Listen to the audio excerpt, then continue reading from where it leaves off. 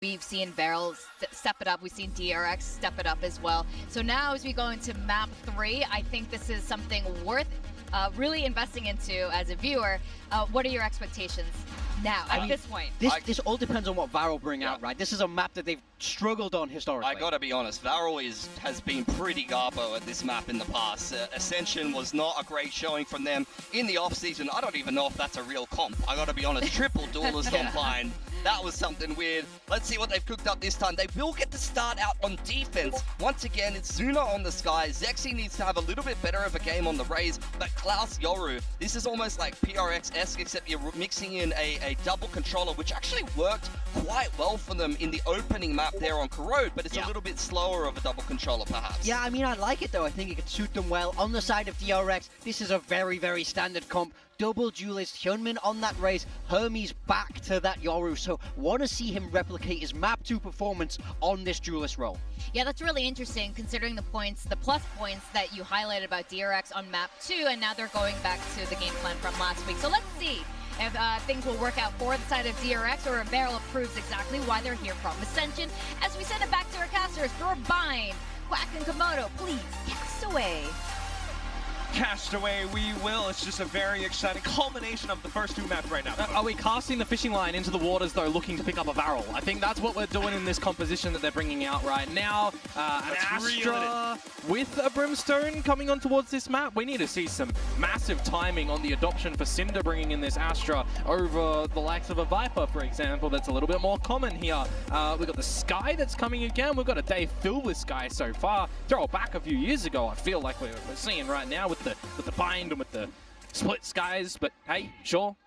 Let's see what Varel have up in store for us in this map. Third for the series, defensives to start. Showers, TP crunch they're looking for, seeing that nothing's home, and well, DRX just up the guts of short, which whenever I see TP crunches, that's generally where your opponents are.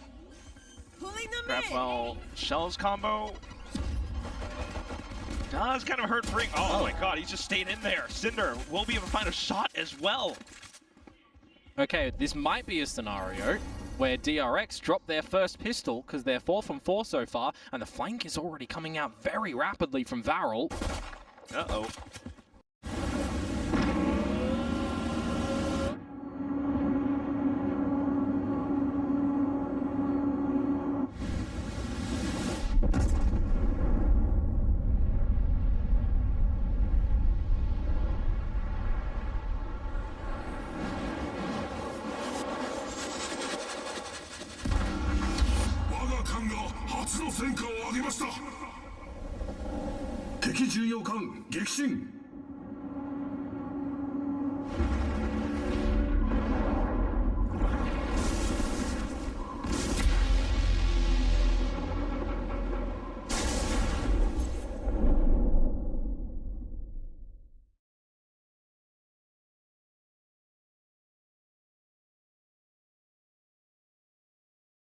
This isn't just any chat, it's ClickUp chat. Sure, you can tag your team, ask questions, and even drop an emoji. But the real magic is how it connects to the rest of my work. I can tag a task, a doc, or a whiteboard, everything I need in one place. This goes both ways. Chats can also be referenced inside tasks to let people join in on the fun. A chat might be connected to a project, so I can see my lists, dashboards, and docs side by side, making it effortless to reference what I need. If my boss has an ask, I can turn his message into a task instantly. This will automatically include the full context and link so no one gets lost. And get this, I don't even have to do it myself. My AI agent can create the task for me if I happen to be away. When chat is connected to the rest of your work, magic happens.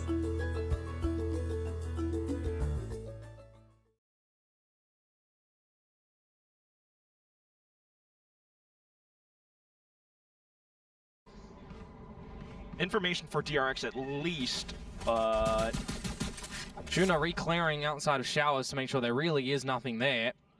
All 3 members for DRX in the lamps, or rather 2, sorry. Marco not too far away from the rest of this squad though. But how do you get out of this sticky situation? Yeah, it's gonna have to take some mighty mid-round decisions right now. Mighty fights to go through as well. Spotted out by Cinder. A couple players incredibly low. In with the frenzy goes Hyunmin. Cinder with a shot out though. The spike, Quack. Down goes Bane. 30 seconds left. Yeah, the spike is unfortunately not really retrievable. Trailblazer will continue to keep them at bay as well. Hyunmin has no choice but to continue to fan out, but he's run out of ammo. Klaus lands the final headshot. And Varel will pick up their first pistol round of the series. Hitting out their shots in towards the site. It's a little bit too one-dimensional for my liking, perhaps, for DRX there. Because they also don't do the toxic screen that just cuts the site, right? The normal one up through short that you can kind of waltz your way in towards lamps. They make it look a little bit differently, which one would argue gives them a little bit more space. However, Varel, a lot of numbers towards the site already to take those fights. It's a different situation now for Varel too. In the lead, off the rip. Looking to double down.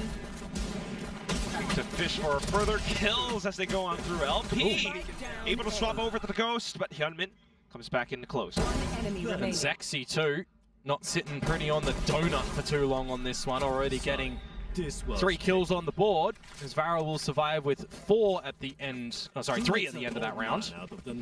Bulldog retained as well to do some damage in towards the third. We will see the first buy come out for DRX and see what they are going to be able to do on the attacking side to start on off, because if we also look at this squad, right, it's been a little bit since we've seen their bind. You know, not too long back over in an off-season event, but I think once upon a time, right, from the tail end of stage 2 in towards champs, it was a pretty reliable map. And yeah, I mean, you flip it over towards Varel and you lose to the Aussie squad, which, hey, as an Aussie, cool, awesome. But the Aussie squad didn't do more than that. Trying to do a lot more this time.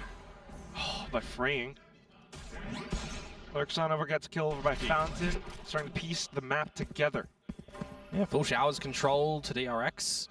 Get the orb, make some space, see if you can draw Varel into a duel, which ultimately, if they went for, they would have numbers, but around this corner here, they do not.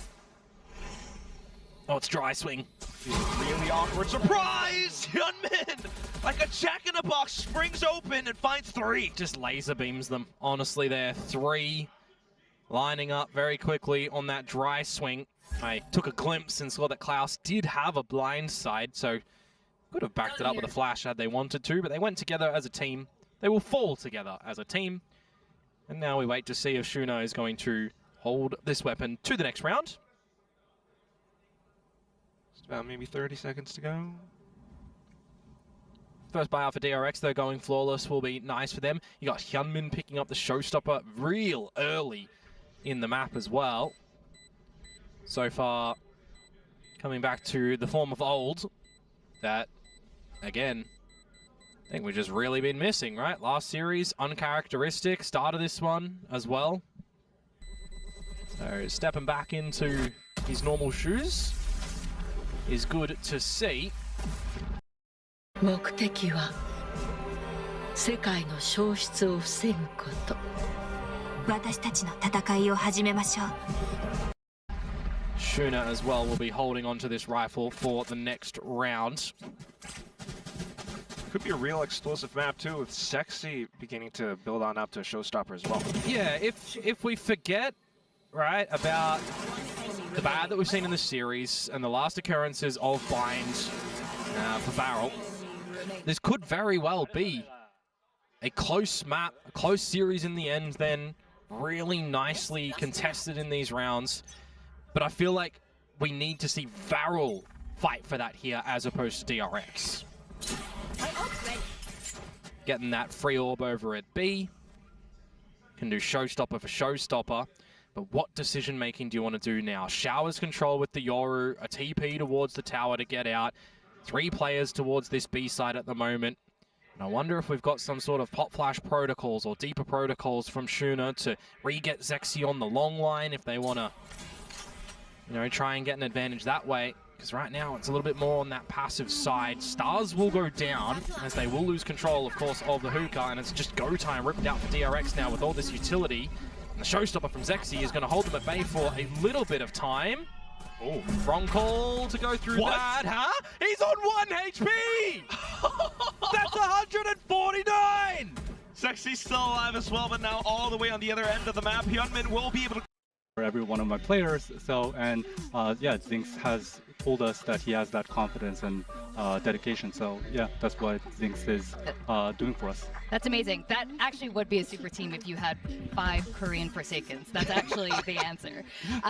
But before you go, I want to come clean to you. I want to confess what our talent predictions were. If we could throw it up and get your reaction. I'm a big fan, but I want you to tell us why we're wrong. So let's get those predictions up on the screen. Come on. Okay. Sorry. I'm sorry. These are. I want to come clean to you, Solo. Let's get the camera back on the desk here. Tell us why we're wrong. 고백하자면은 저희 모두 T1 쪽을 승자로 예측했는데 왜 저희가 틀렸는지 한번 말씀해 주시겠어요? 일단은 DFM이랑 경기를 다 이제 보신 분들이고 뭐 팬들분도 다 보셨기 때문에 저도 젠지 와서 정말 안 좋은 최저의 경기력이었어요. 그렇기 때문에 저 결과에 대해서 인정을 하는 부분이 있고 뭐 다만 저희가 이제 그 라켓 선수도 너무 긴장을 좀 했고 그리고 징스 선수도 너무 이제 퍼시픽 차오니까 못하기도 했기 때문에 이번에는 좀 다를 거라고 생각을 하기 때문에 네, 저 결과를 부수도록 하겠습니다. I mean, I have to, you know, accept that result, like take it on the chin, because our performance versus DFM last week was probably the worst performance that I've seen my team play since joining GenG, and I'm sure all of you guys watched that match, all of the fans watched that match. So yeah, you know, I can't blame you guys for that. But I think last week, yeah, Lucky was feeling a bit of nerves. Zinx was, you know, struggling on his first Pacific match, but I think this week around we'll definitely perform better, and I'm going to, you know, snap those predictions in half. Nice. I like to hear it. Good luck, Solo. Thank you. We're still a big fan, even if our predictions are this today. Yeah. So best of luck today, and thank you so much for your time. Thanks for coming on, guys. Yeah. Really appreciate the insight. Thank you. Thank you. Alrighty. So as we gear up for this match, I love that Solo's reacting in that way. It's like, well, look, you're going to be wrong today. And I believe, and there's one guy who can turn things around. It's definitely Coach Solo. T1 is their opponent. They have, I would say, argue even more changes, you know, even in the coaching staff here. Solo has proved so many times why he is a fantastic coach. And I think some of that does come from his pro player experience. And of course, you know, some of the winning strategies they brought together over into GenG. I think GenG, look, they'll have a better performance today for sure. I think definitely was a rough game against DFM last week. You can see Lakia had a little bit of a struggle, so did Zinx. I mean, as mentioned by the coaching staff, that's something that they'll definitely have to crack down on. Zinx was much better in the off-season than he showed in that series. Oh, definitely. And Solo touched upon that. And you can see here T1 coming in. And of course, all the Korean teams are all friends here. You know, former teammates coming from each other's teams. And T1 now adding the addition of Munchkin and Meteor. Again, this team has left us with the same question all the other Korean teams have. They just didn't show us the same performance that they showed us last year. Yeah, it was a little bit underwhelming. They couldn't put a stop to Danby from Nongshim, who seemed to just walk all over them. They need to shoot a little bit sharper today, but when you look at these names on paper, it looks like an amazing team. It's sort of surprising to see them down here in this middle bracket. They're going to want to continue to really put in the work to put in these strong performances. A drop down to the lower bracket this early for T1 could be catastrophic. You can see the T1 jerseys replacing the GenG jerseys there. They did all stand together in that outstanding year they had in 2024. You know, GenG, this squad was very, very iconic. and I'm sure that there's a lot of history and, you know, feelings, you know, between all the boys coming into the server today. But one of them will be knocked down into an elimination match in the lower bracket, despite these two teams both being in the top 4 of last year's kickoff. Yeah. If anything, the GenG versus T1 was our lower bracket final. It was an international qualification match. Yeah, exactly. So both these teams have really storied histories here in Pacific. All these players very, very talked about. To find one of these heading down to the lower bracket, it's a real changing of the guard for this. Yeah, in fact, and a lot of these players have been around for a long time, since before, you know, official franchise started. In fact, GenG was giving these out. It's Texture's 5th year with Valorant. When he was with you guys, since his debut. At first, when they came around, like, since his debut, I was like, wait, he wasn't with GenG for 5 years. He was with Global Esports. You founded him. Big time held him back. Solo let him loose. That's true. And the rest is history. Wait till he goes on Sentinel this map, then you'll be shocked. Oh, I don't know if that's the role change I want. Carry on a Sentinel is enough for me. I should ask him about that, actually, just now. Now, this is going to be an interesting and spicy lineup, and we're going to have to center the stage and see what's up these two Masters winning teams when they face off today.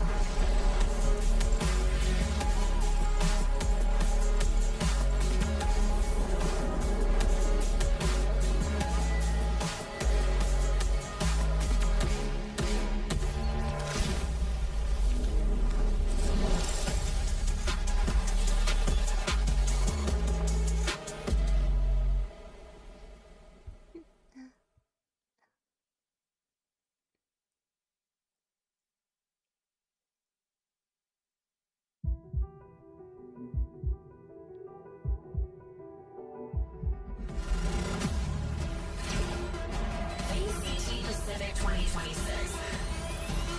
Earn everything. GenG. It's Pacific's very first Masters Trophy winning team, GenG. And today, they are showcasing, hopefully, a better performance than last week. We just spoke to Solo just now, and he said they're working through a couple of kinks, and they were not showing top form. But right now, they're looking a lot more confident coming into today's match against T1. Yeah, at the end of the day, they still have the core of the 2024 team that achieved so much. They've got the star duelist, they've got their info ENIT player that was able to give them so many good plays. They've got the rookie of the year, so they really need to prove that that core was the winning core that gave them all of that success, and prove that Munchkin's IGLing and Meteor's late rounds were not what defined the team back then.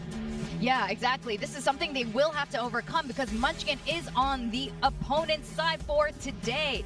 Now, Solo did mention he's not worried about Munchkin having all that knowledge from all those, all those time together with GenG. T1. But T1 definitely has something to prove. Now, this is Pacific's second Masters winning trophy team facing against GenG today. But something's a little bit different, of course. Coaching staff has changed here. Yeah, I mean, to me, it seems crazy to say you're not afraid of Munchkin. I'm always a little bit afraid of him. This guy's a demon in the server, and he's coming in with a point to prove today. T1 have found themselves in that middle bracket after being seeded ahead, yet to get a win here in kickoff. So looking to open that up today, stay in that middle bracket and avoid heading straight down to an elimination game.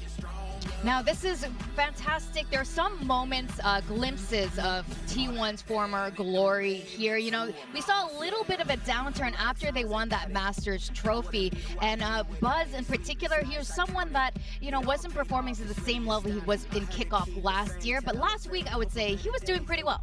Yeah, his split game was phenomenal. So if he's bringing that kind of form, then he can be definitely relied upon to go head-to-head with the consistent beast that is Texture. We'll see the map draft here I love this already for GenG. Picking straight into Breeze, no nonsense, flexing the map pool, doing something a little bit different. T1 goes straight back towards Bind, the map where Buzz and Izu basically just rolled the entire enemy team on the double duelist. Yeah, I mean, they played great there. No surprises to see them go back to Bind. I'm very excited about Breeze as an opener. I mean, I'm loving the new Breeze anyway, and the ability to take these long-range fights. We're going to get to see texture against Buzz.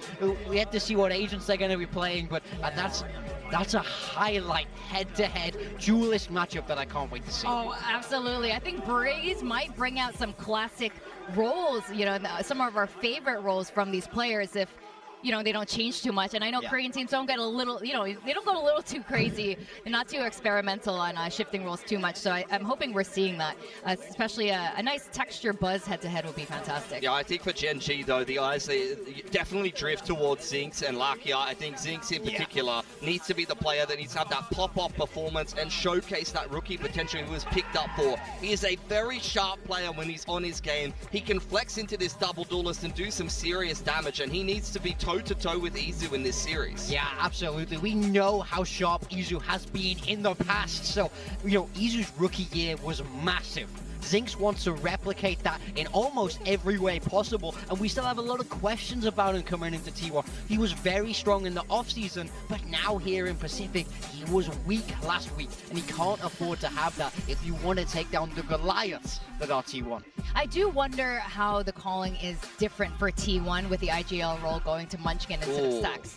There you go, you get a mirror matchup, 100%. So at the end of the day, it really is roll for roll, pound for pound, both of these teams showing what they're made of. Eyes on Zinx, particularly on defense, to have some impact and cause some problems with the off angles on the Yoru. Yeah, absolutely. I want to talk about the Vipers. We spoke about Munchkin's Viper a lot, and Karen now trying to replicate that on the other side. Two players who know each other very well. That's a head-to-head Viper v Viper matchup that I am pumped for. Oh, I can't wait to break down this particular map after, especially exactly that with Karen. I mean, can he fill the shoes that Munchkin, the void that Munchkin left on GenG? But Karen, you know, he is a magnificent player. Yeah, he had a big week last week. He was the one I was most impressed with. So is he going to play Meteor's style? Sorry, is he going to play Munchkin's style? Sorry, is he going to be a little bit more reserved, a little bit calm on that Viper? Who knows? But he had a fantastic rookie year. He wants to continue that legacy. No, I want to see him channel Munchkin. I want two Vipers, brain dead, dry swinging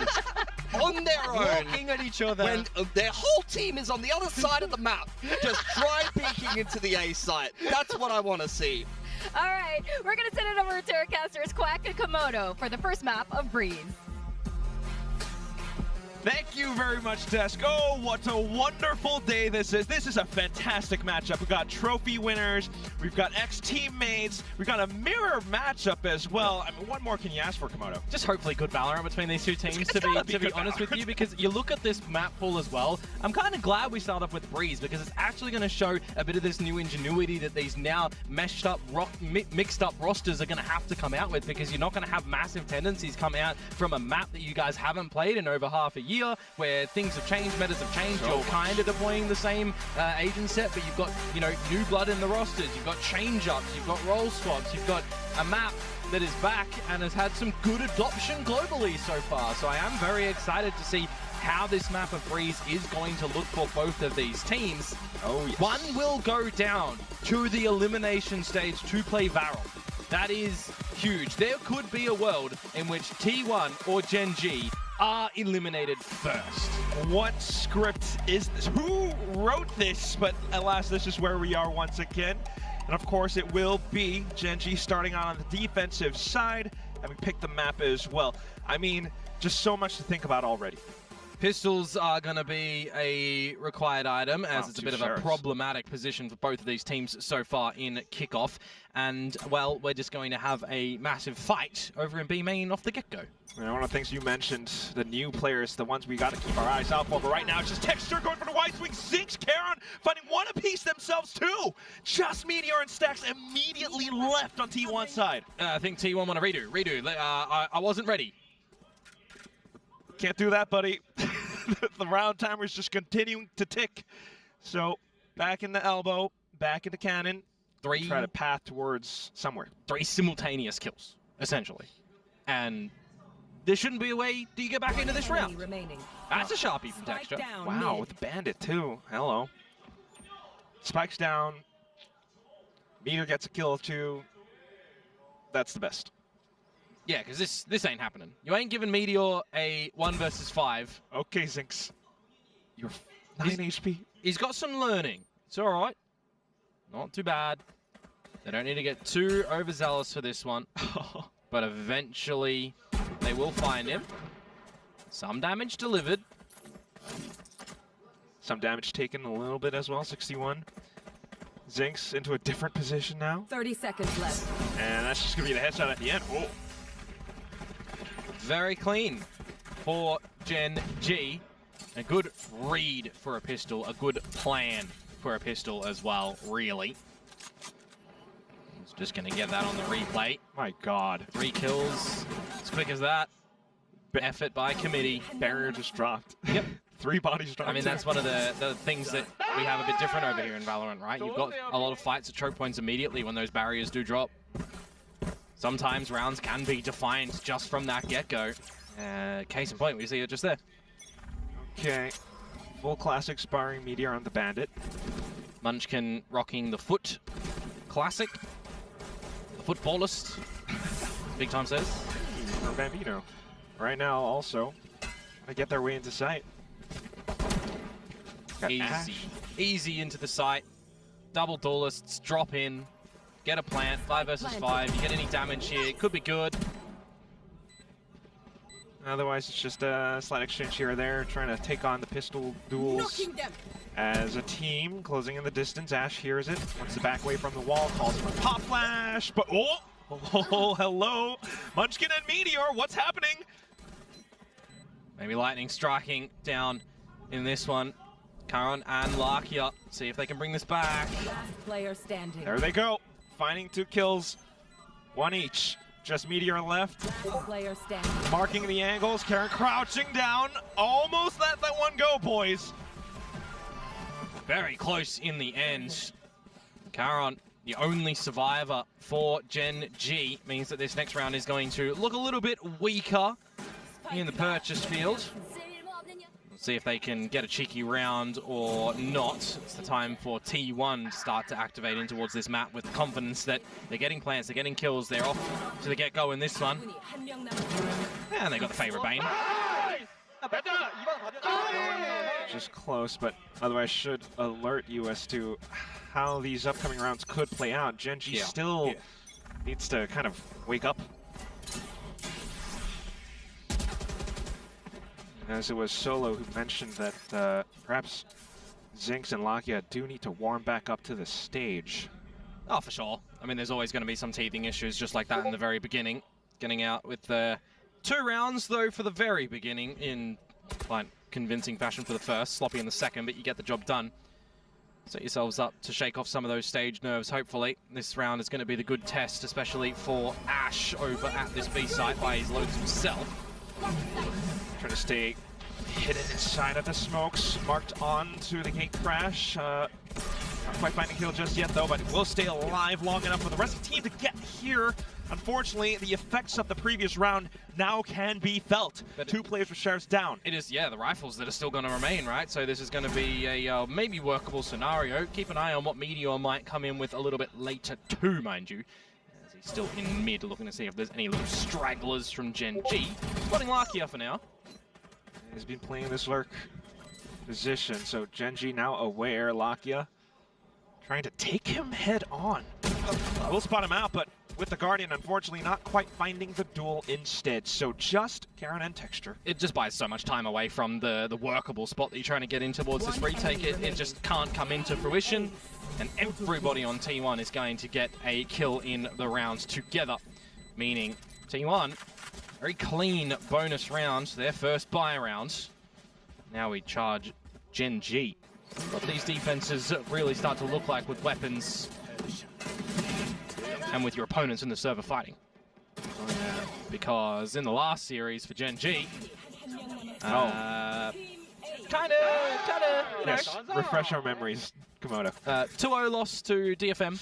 Oh man. Begging for a bit more from GenG at times. Really awkward on that one, but here we go back into it. T1. Same pressure in towards B. Diving straight in. Izu, Buzz, just the clone. The screen this time on towards the A site. Sometimes I just miss Texture being on this jet. See how much more he's going to be able to get away with, but for now, we change to this A site. Ouch. Hole clicking across. Just don't quite see it with the weapon model covering. Zinx, though, trying to play around Orange, but sussed out by Izu. Good trades from T1 at the moment, even further space from Izu at the moment up the ramp. I wonder if it's going to be anticipated by Texture and Ash or not. Cosmic Divide is going to throw a spanner in the works, though, for this retake and kind of allow Zinx to flourish a little bit. Hello, Sunshine. What are you doing, Meteor? Unfortunately, not Sunshine for long for Texture now, as Ash finally makes his way across, back into Cave. Perhaps a position least expected, but Stax does have it marked down. Ooh, I thought that Ash would have finished Stax off there, but only brings him quite low. 1 versus 2, both of them pretty low. You need those kills really quick, though. You don't have a lot of time to work with, and smoke's coming up. He looks to get the spike down halfway. A stray bullet from Stax's barrel will get him at the end.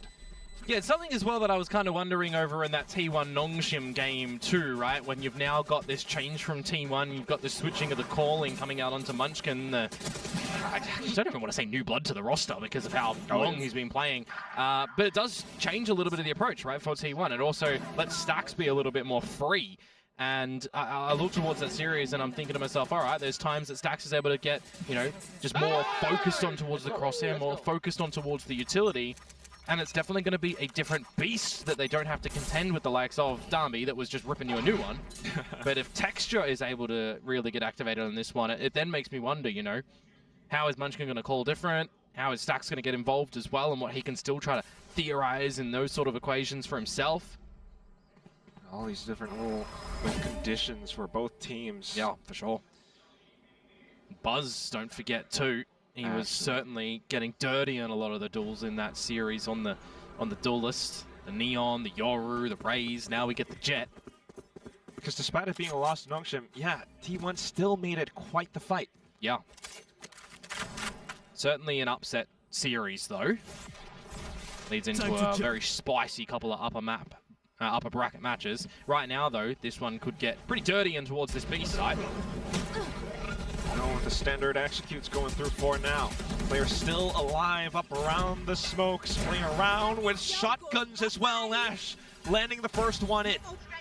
Recon going through off the half eyes on a couple of bandits here and there as well, but losing the duels now means T1 gets to take up space. Texture though looks to sack his health and walk through, but that's where he gets spotted out by Meteor jumping on top of the ledge. Down to the site where Izu clears out back, leaving lone Charon.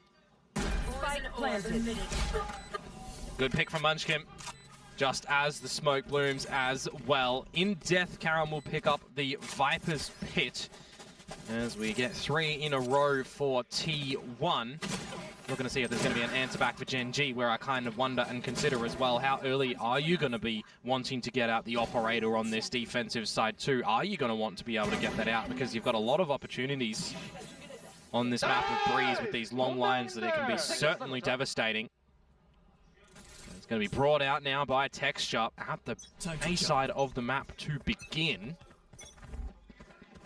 Flashback looking over towards the A side as well with the Odin and the updraft and the battles that we had last week around there on Breeze. It's going to be Dimensional Drift Gate crash in towards A side 4 now, so this operator of Textures has to land, otherwise it's going to be a really awkward position to be in. Zinx providing some additional support. It's going to be a little close no-scope, but now Meteor firing back. Zinx still trying to land some shots through, but it's not happening. Meteor and Stax crashes in instead. Just Charon now. Creeping on up. Plant down. Meteor, look at the stars that are going to be available. Stax, though, can't get out with this Hunter's Fury. Charon should be dead to rights. Oh.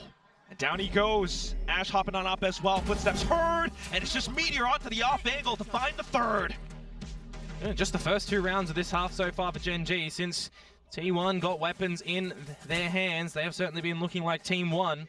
This super team that everyone is expecting them to kind of come out with right now. Even the likes of some of these GenG members, right? They are saying to us that they've got a lot of veterans and should be able to overcome a lot of issues. They've basically formed a super team.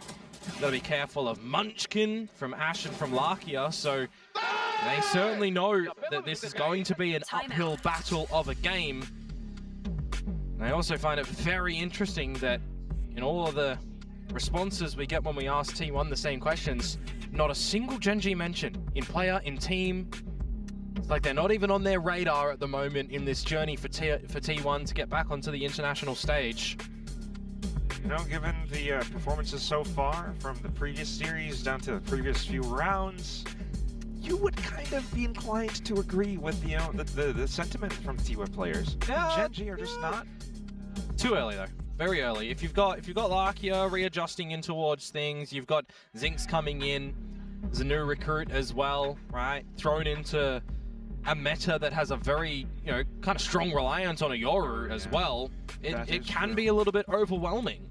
So we really need to see how he's going to be piloting this one with the team now that they are, in another series, straight up against a big team, a massive team. Oh yes. Lesser buy. Blades to be brought out from Texture at the right position off the rip. Combo util, Flash and Blades. Extra fights, but no protection from Zinx to allow Texture to try and flourish. Felt the heat, backed off, but at least managed to find a slight trade against Izu. T1 I got to recognize as well. And this is going to be the style of Lesser buy. The Blades heard and shut down the Guardian from Zinx. You note that the Yoru was over at B. How are you maneuvering around the map now together? Well, I'm going to try and figure out where this Yoru is going to be coming from though. Scoping out everything from Zinx. It's going to retrieve the Vandal, which if he gets that as his only prize here, it's not the worst thing. There's T1 still. A lot of time to decide how they want to try and end this round. Take a look at Meteor once again. Zinx at least still plants his feet firmly down onto B site. Another kill to his name. Karen now onto the Bucky, landing a kill against the definite lurker from them. Ash marks down into doors, and all of a sudden, one by one, T1's players go down. We've seen how sharp Ash is with pistols. 30 seconds left. Throwing them back towards Abyss, where he just locked down that A site, tap upon tap. Super rapid. Lakia's just going to do the same. Thrifty rounds to come through for GenG on the back of their timeout. Will make them look to maybe answer back in this first half of their own map choice. Which would be lovely. I mean, of all maps to pick threes, I think, as is the sentiment from our desk as well, would be a pretty good map to face off against T1 on. Would have been spicy if it was the last map in the series. I think as the opener though, you're kind of on the playing field that for GenG, it's got to be a 2-1 maybe. Try and seal the deal in this one. 2-0 would be, well, tall ask, I think. I think a tall ask is, yeah, an apt way to put it. T1, it would be a slap in the face for sure to fall over again. Let's see how this one goes. Overwhelming forces in towards the B side again. Alt and Cosmic Divines, but Ash staying tucked inside of the smoke alongside Zinx towards the back. Will be able to find a little bit more. Meteor can take him down. Ash then killing off the spike carrier who was trying to find safe passage in. Now it makes things really sticky for T1. Buzz trying to unstick himself, but Texture goes through. Just stacks left, tucked underneath window, spots out Zinx, but Texture puncturing through with the operator towards the back. And tied up just like that as well. The Thrifty into the rifle round, looking pretty convincing in that one for GenG. Maybe say bailed out of a problematic position as well with all of the util that's going on down. Hunter's Fury in the mix, you got to dance around that if you're T1. A Cosmic Divide you're trying to navigate around as well, and Ash is just adding insult to injury, dancing around the site, buying time, making things very unfortunate for T1. As a tired game now will start to impact the economy of T1 if this one slips up. Which really could happen. GenG pulling T1 into the mud right now. Early peak backs off. Looks to re-get on the line though, and a bit of a power play too. Whichever way T1 want to try and play this one, you'd need to have a flash on this line to off-put Texture, but it's even a to and fro with Lakia playing up at the nest. There's going to be some good mid-round decision-making for both of these squads. A little bit with Zinx marking down the door as well, but also keeping in mind that Meteor has been lurking. Stacks, though, now just going through with the spam. The dash as well really bypasses and throws off Texture's crosshair placement. Just Ash on the B site. Can't quite hold on to it. Now making the move, swapping back onto Meteor. And he's just got to fall out of that fight. You don't want to be playing it, and neither did GenG, you feel like, in this current situation. Plant going down. Maximize who gets the ult off the back of that. Izu, one away from Dimensional Drift in towards the next round. I'm just kind of waltzing my way through this map, seeing how the players are, you know, spotting util and everything like this. For our Vipers, that Big Time was kind of highlighting a little bit earlier as a duel that he's very excited for, as Meteor loses his life there. Munchkin, yes, right, on the attacking side, seeing in international play at the moment overseas, a lot of teams on this map for the Vipers throwing in their their poison orbs in towards Nest, right, to open up an avenue in towards some B splits, to have that refresher. Not seeing that too much here. Just a couple of different plays that teams are opting for, right? Double controller, double initiators versus double duelists, which is the latter seemingly more adopted at the moment. It was interesting, you know, how singular agents can be played so differently as well with teams. It's T1 will come away and break that double streak that GenG did manage to find. Nice. Just going through with fights, but going back on into it, T1. This time angling towards A. And Texture is here with the operator. Zinx with all the util and a close TP as well that will go up the ramp for a quick rotate towards B if required. I really am waiting for Buzz to see what sort of activations he can come out with on this Jet, on this attacking side, because so far at the bottom for T1, now the Drift coming on through to spot out all the information. Izu trying to help the team as Buzz falls first. There goes the pop flash from Zinx, trying to get out of dodge. Izu will jump on in with the shorty. Lakia with additional support towards the back site. Still though, with the pit up now, makes things a lot more troublesome. Yeah, you feel like Lakia might have to try and use the drone in this situation to figure out what's happening inside that pit. Doesn't feel safe enough to do it though. It just goes for the wide swing against Meteor, a known quantity. Stacks now, playing off towards the back of Cubbies. A couple of shock darts and everything, then goes the drone, just to try and suss out Munchkin. Got him. Should have been spotted, and there he goes. In for the kills, in for the sprays, but Stacks and Munchkin answer back. Munchkin still alive, swaps weapons, but sussed out at the end thanks to him being surrounded by Texture and Ash. In the chaos, trying to figure out everything and keep a level head there as well.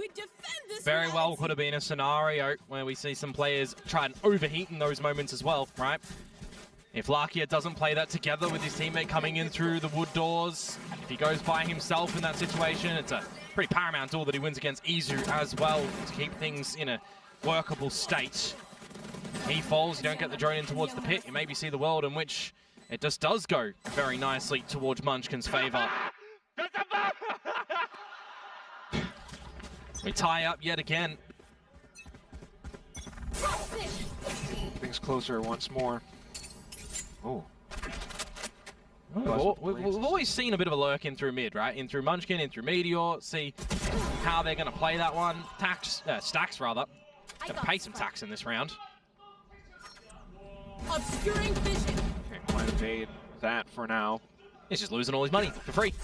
Investment's gone. We'll be able to pick up that rifle while still having the blades, trying to get the rotations across on the A site. And Toxic Screen is just going to stall everything for T1 and not let them get anywhere.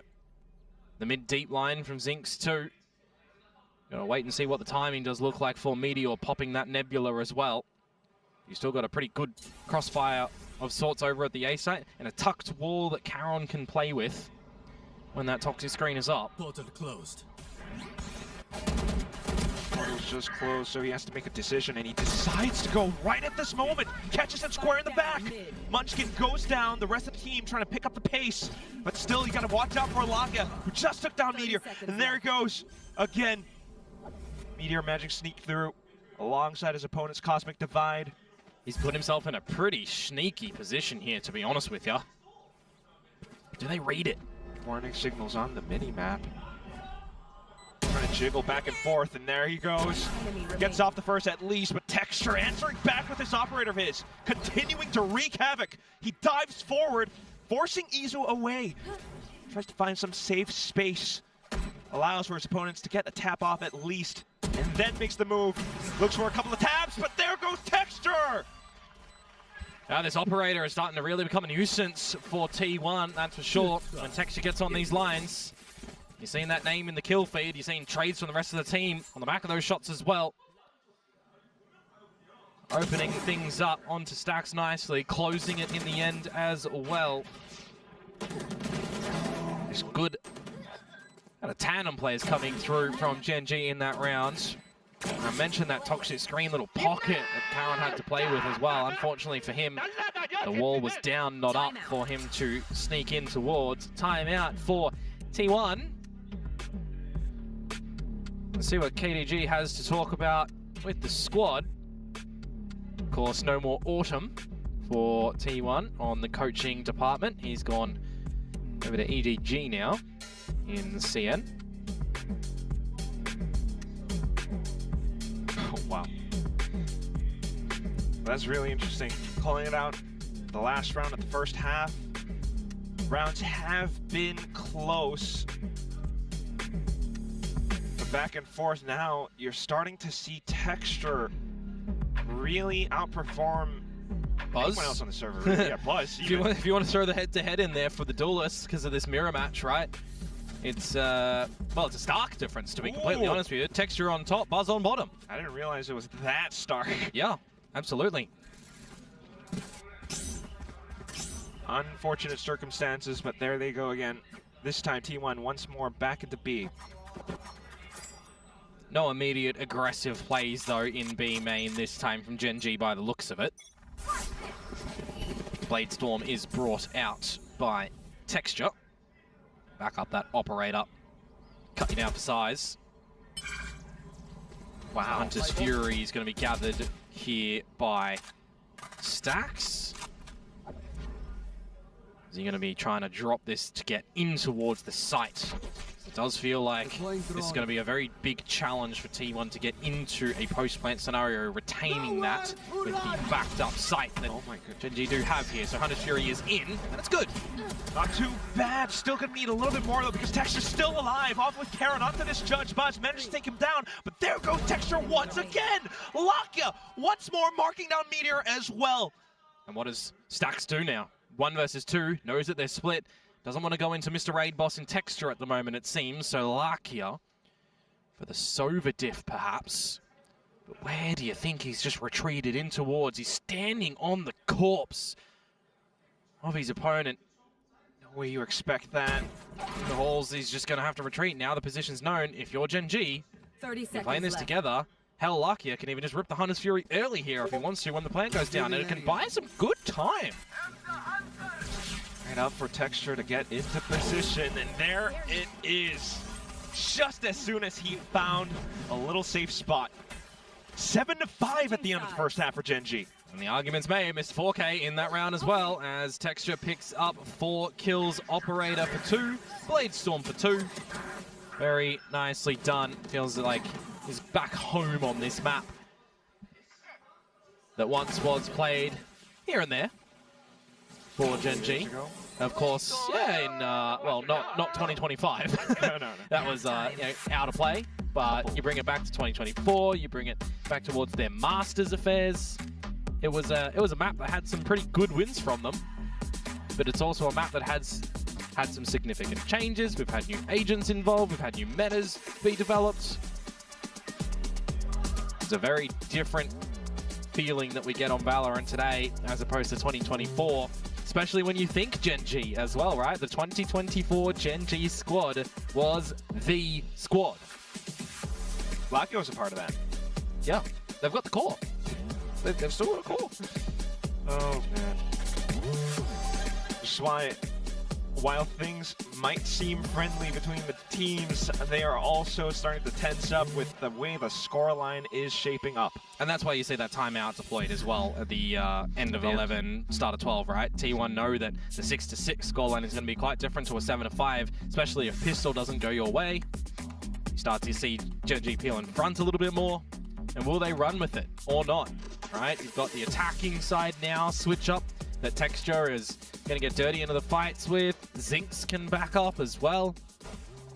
Feels like there's not too many nerves that we're seeing so far from him from our outside view. 8 international trophies, man. We're just missing the champs one though still. Maybe 2026 is our year. Maybe. Certainly hope for that, but right now, okay, well, a quick execute goes through. T1, a delayed approach down elbow. Mate, they're so close towards this one. You've got to be very itchy on this trigger finger as Ash. Yeah, he rolled out of the Pokeball. What a way to say it. Nice on Komodo. 5v4. Meteor again. Is he going to be able to find something here? It's a bit of an ambitious play from Texture. Now spotted out. He's going to get out of dodge. He's got too much heat towards him, and he's not going to get bailed out. How does he get away with one? He does, but T1 still come out on top.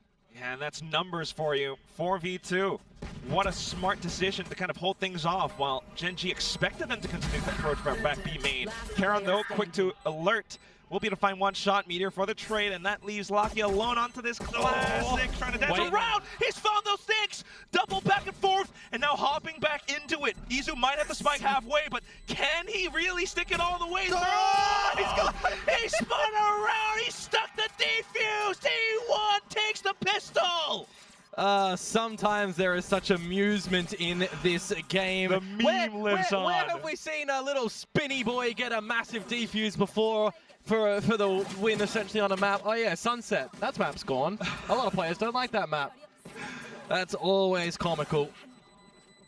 Oh my god. Hey, to be fair, he doesn't spin, he doesn't win. That's true. Right? Can't argue with that. Logic, no, sir. Logic speaking for itself. Pistol round secured by T1, albeit very, very close. We'll take the lead nonetheless with the guns. Trying to even out the score for now. Going down middle. To see what damage GenG is going to be able to do and eventually go retrieve that spike. Get the B main orb here. Prioritized on towards Zinx. Interesting considering how far forward Lakia is with his Hunter's Fury. Karon showcasing Bandit can be a powerful weapon in these sort of scenarios. Up close and personal, if you're not investing in the full shield.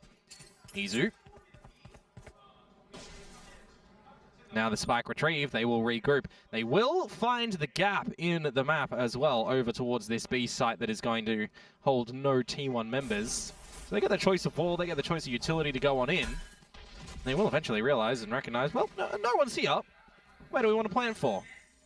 30 seconds left. Main, which is exactly where T1 is approaching. Ash will spot them out. Got to play close angles here with these pistols, though, because at the distance, I mean, the Sheriffs, the Classics aren't going to do too much, you'd assume. The Sheriffs, the Bandit, certainly could. So everybody's going to be playing together at the back of B here. Oh, no. And the question is, what does T1 have? They have to make a move soon enough. Oh, the scan. He's got all his abilities. The scan does go through, but Karon just spams anyway.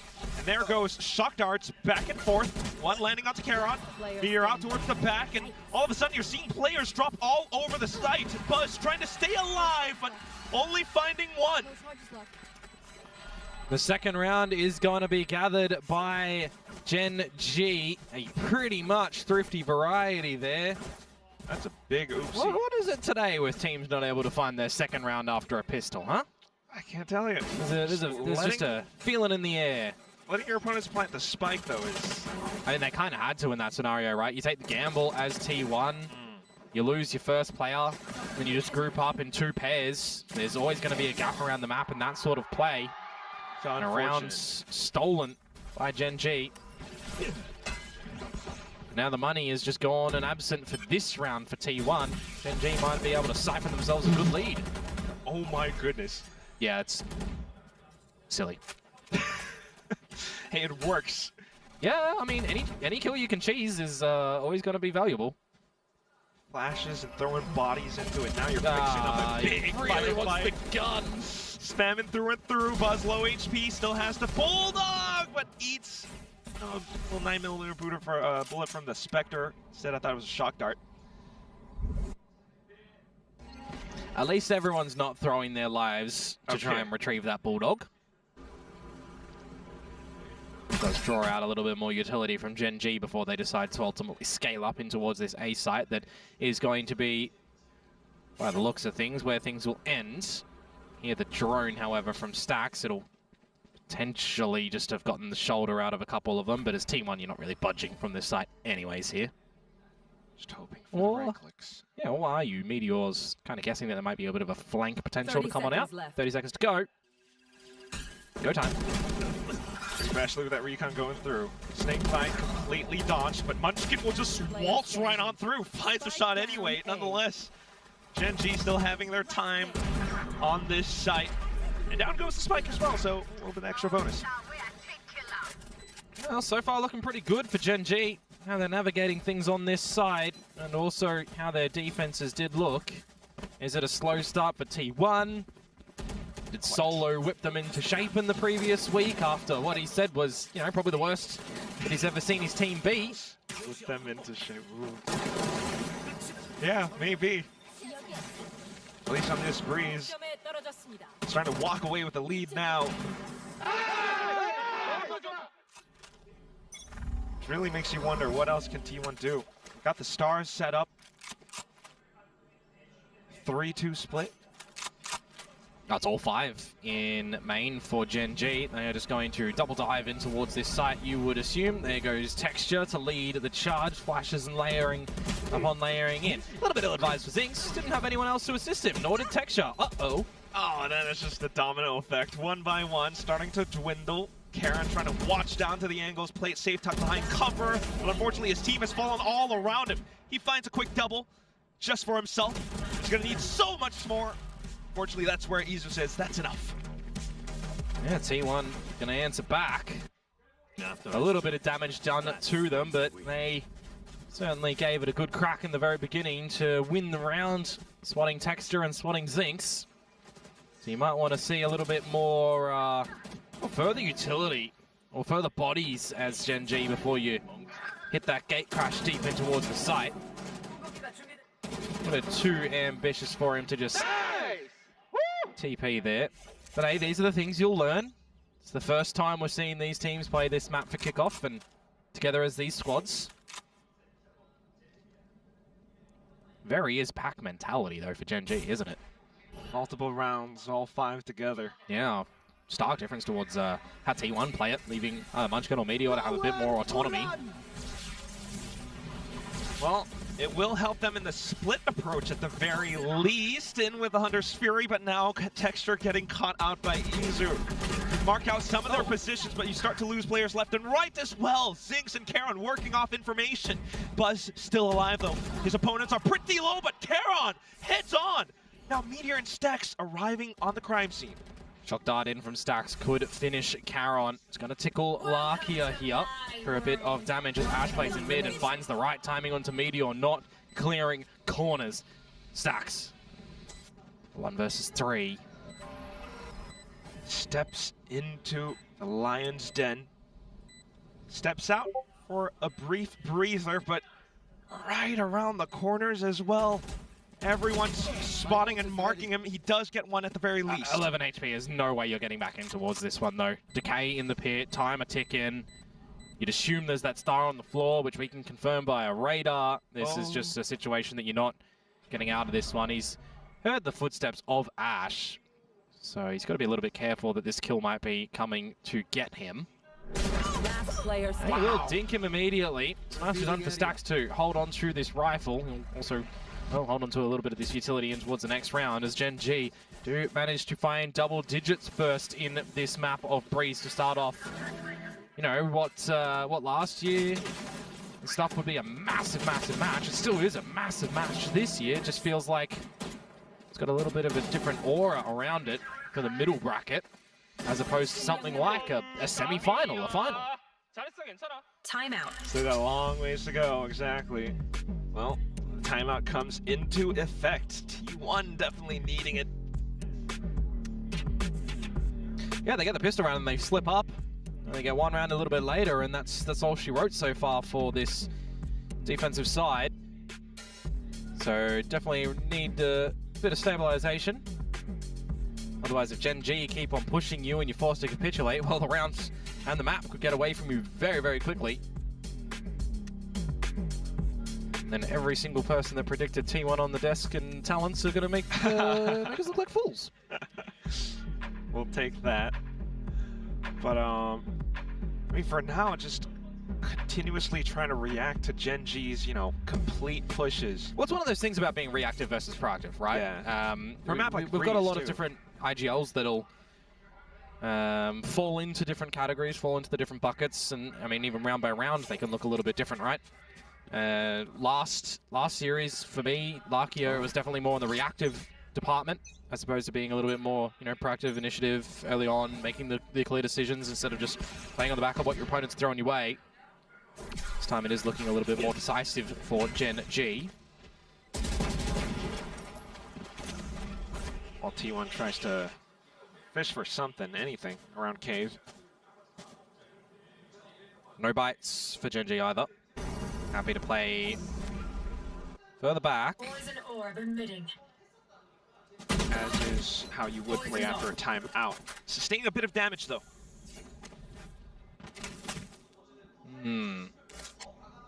Luckily enough, it's Caron that takes the damage, and he's not the point man. But he is one that you would be reliant upon to try and close a couple rounds, perhaps, especially against the pistols here. One Phantom of Buzz. See you later, Meteor. As now Izu up for the challenge. Oh, and he falters too. Unlucky. GenG continues to move on up, and of course, of all the players to take the duels, Texture is one of the ones you want to charge them with. 3 on the site, on A from T1. Can they kind of stay alive? Texture finding them here would get closer to the Blade Storm. You'd love that soon. Especially with this Outlaw. A lot of potential damage. The first one falls. Starting to waltz on through for a little bit more as well now, as he does eventually complete up towards that Blade Storm that you mentioned. Yep, picking that up in towards the next round, so you can hold on to that Outlaw or toss it to the way side and upgrade your gun, so we'll see. There definitely is a path to victory here for GenG, and I think they can smell it at the moment. Making the right decisions, right calls, having some pretty good layering for my liking as well. But do we have T1 now look a little bit more potent on this side of the defense variety? Lots of ults to back them up. Buzz with the op. But really, where is Buzz? He's on another planet at the moment. We don't want him to be Mr. Lightyear. We need him here. Yeah, not the most present. Goes back to There Earth. we go. Lands the shot on towards Sinks. Tries to land another flick, but still needing to keep this operator online. Texture just closes in the distance for a triple. Stacks and Munchkin, who has to find the long rotation across. Ooh, I think Stacks was spotted. They're looking for the double swing together. Very nicely done. And Munchkin. Red by Lakia. Okay, well, Can't get the job done. come on. A slight opportunity for Munchkin perhaps does have a bit of time to work with, but outside of the smoke, no sir, no chance whatsoever. And then there was map point for GenG. 5 of them to play for on this attacking side that has just been very destructive. Yeah, Buzz gets the no-scope, but you can be true reliant upon that. It's cheeky. It's a bit of luck in there. But Texture, really. Yep. Sealing the deal on that round. You've got the angles being coordinated nicely by GenG as well. Lovely bit of Cosmic Divine for either cover. Now he's back on the Outlaw, man. I mean, it's wise. 3 members on the side of T1 having the lighter shields, the regen shields, and down to the Guardians. Doesn't really matter if you've got 5 ultimates for T1. if this is a round that they have to invest a lot of them to try and win, GenG can be happy with that and just recognize, all right, next round's weaker for them. Let's just win it there. They've got enough money to reinvest as well. That's taking things relatively slow, Buzz. That is, yeah, not to my liking, not to a lot of people's liking. Really trying for it, though. Izu at least will redeem the team. If it crashes back into sight. GenG, once again, waiting out all of the utility and timing. Munchkin's moved and dropped the pit, by the way. So there's an avenue in towards the site for GenG now as well. As the drift comes out from Izu, it's going to expire before he's really in a spot of comfort too here. He's going to have to back away by the half wall, and this is going to potentially just situate into a bit of a retake for T1. Stax is almost going to have to drop rip the Hunter's Fury now as Munchkin falls. Not gonna lie, it's a really tough retake as well. Even though Lakia might have Hunter's Fury to support. 4v3, you just dump everything to survive for one more round. Might not even happen with Karen and Zinx finding shots. Down towards the back, Ash marking Meteor as well. They're just toying with him now. He's still trying to stay alive long enough, but it's not gonna happen. It's not meant to be. The map will end right there with GenG picking up multiple rounds in a row to close out with a stylish finish. Yeah, we thought the Tiger Nation was going to feel a little bit like kittens in this series today, but they have come out with a roar, that is for sure. 13-7 in their own map pick here. Nothing to scoff at. Close half-time scoreline, remember? 7-5 in favor of T1. They had that lead. Incredibly strong. Started things off well, but yeah. Tabulating. GenG had the lead. It does go kind of back and forth. It was incredibly close, but still down to the end. I think what you really started to see, one of it at least, was texture starting to wake on up. I mean, thinking about that little head-to-head that we were all clamoring about. Yeah. Buzz, not there. Yeah, I mean, if you want to narrow down on towards a single player, I think that is probably one of the biggest head-to-heads in this map that really goes lopsided, crazily so, right? Texture was just getting dirty in a lot of these fights. He wasn't shying away from it. And on the flip side, Buzz is just getting shut down in a lot of those fights. Really just was not able to find any solid comfort around the map, any solid advantageous positions. I mean, you look at how he's trying to navigate the off as well, not finding these open lines where Texture's just dancing around the sites, dancing on his opponents. He's got the, I'll call them supporting cast for GenG as well, looking phenomenal. Analyst desk, what do you guys have to say about this one? Because, wow, GenG, that's all I got to say. Oh, there's a lot going on the telestrator right now that we would love to break down. But GenG proves why they've been one of the more dominant teams on Breeze. You know, when Breeze first came out, I'm glad to see it still happening here. Personally, I was, we were going into this map really excited, and we're seeing a lot of sort of that classic composition going in. But GenG definitely was just much cleaner throughout the entire process. I mean, for me, this is a real recovery. This is not at all how they played against DFM. This is flashing back much more to what we've seen from them in previous years, both in style and execution. So GenG fans should be feeling very, very good about this. I mean, I think a lot of us thought if the teams come in and play how they've shown us already in kickoff, this could have been a whitewash, but GenG look like they've improved a lot over the last week. Yeah, I mean, they just had an off game, honestly. I mean, it was said by Solo on the interview previously. Look, we're about to go give him an apology from the entire English casting and desk and mean talent. It this time, yeah. Yeah, honestly, I think GenG, it was interesting that both GenG and T1 kind of agreed on what the best approach to Breeze was and played very similar styles. And in a game where those two things happen, you saw GenG come out ahead pretty convincingly. Texture, I mean, phenomenal game from him. Zinx, much better game. I think it was an effort by committee, really, from GenG to get it done here today. Yeah, Solo was mentioning last week the thing that they were working on most was, well, Lakia wasn't up to snuff. He wasn't feeling well. He was a little bit nervous about his return to Pacific, as you know, you would expect, especially when he made claims of being Lakia of Valorant and coming back to this team. And Zing's, of course, nervous and feeling a little bit unwell, but now they're definitely on form, and this is the GenG that we are expecting to see. The casters touch upon this as well. There's something a little bit lacking from T1. There is a little bit of a diff there, which we'll break down a little bit more later. But let's start at the very beginning. The pistols. Let's talk about the pistols. Yeah, the pistols were interesting. interesting. I mean, Breeze is a map where you play very long ranges. So, look, the vibration frequencies here are telling me that Sheriffs and Bandits are very good. And you see the Bandit on full display here. Karon just takes Izu's head off, dry walking down middle. That's the Yoru out of the equation. And then they're able to win an eco off the back of that. Yeah, I mean, it's such a momentum round. It really stops T1 from getting into the second half at all. And I mean, I think all players in this server incredibly sharp with those pistols, but you can't be letting these ecos get the better of you. I think people are still kind of taking the fights against the Bandit at the ranges where you're really not supposed to. So that gun is definitely finding a nice niche. So really impressive to see teams using it well.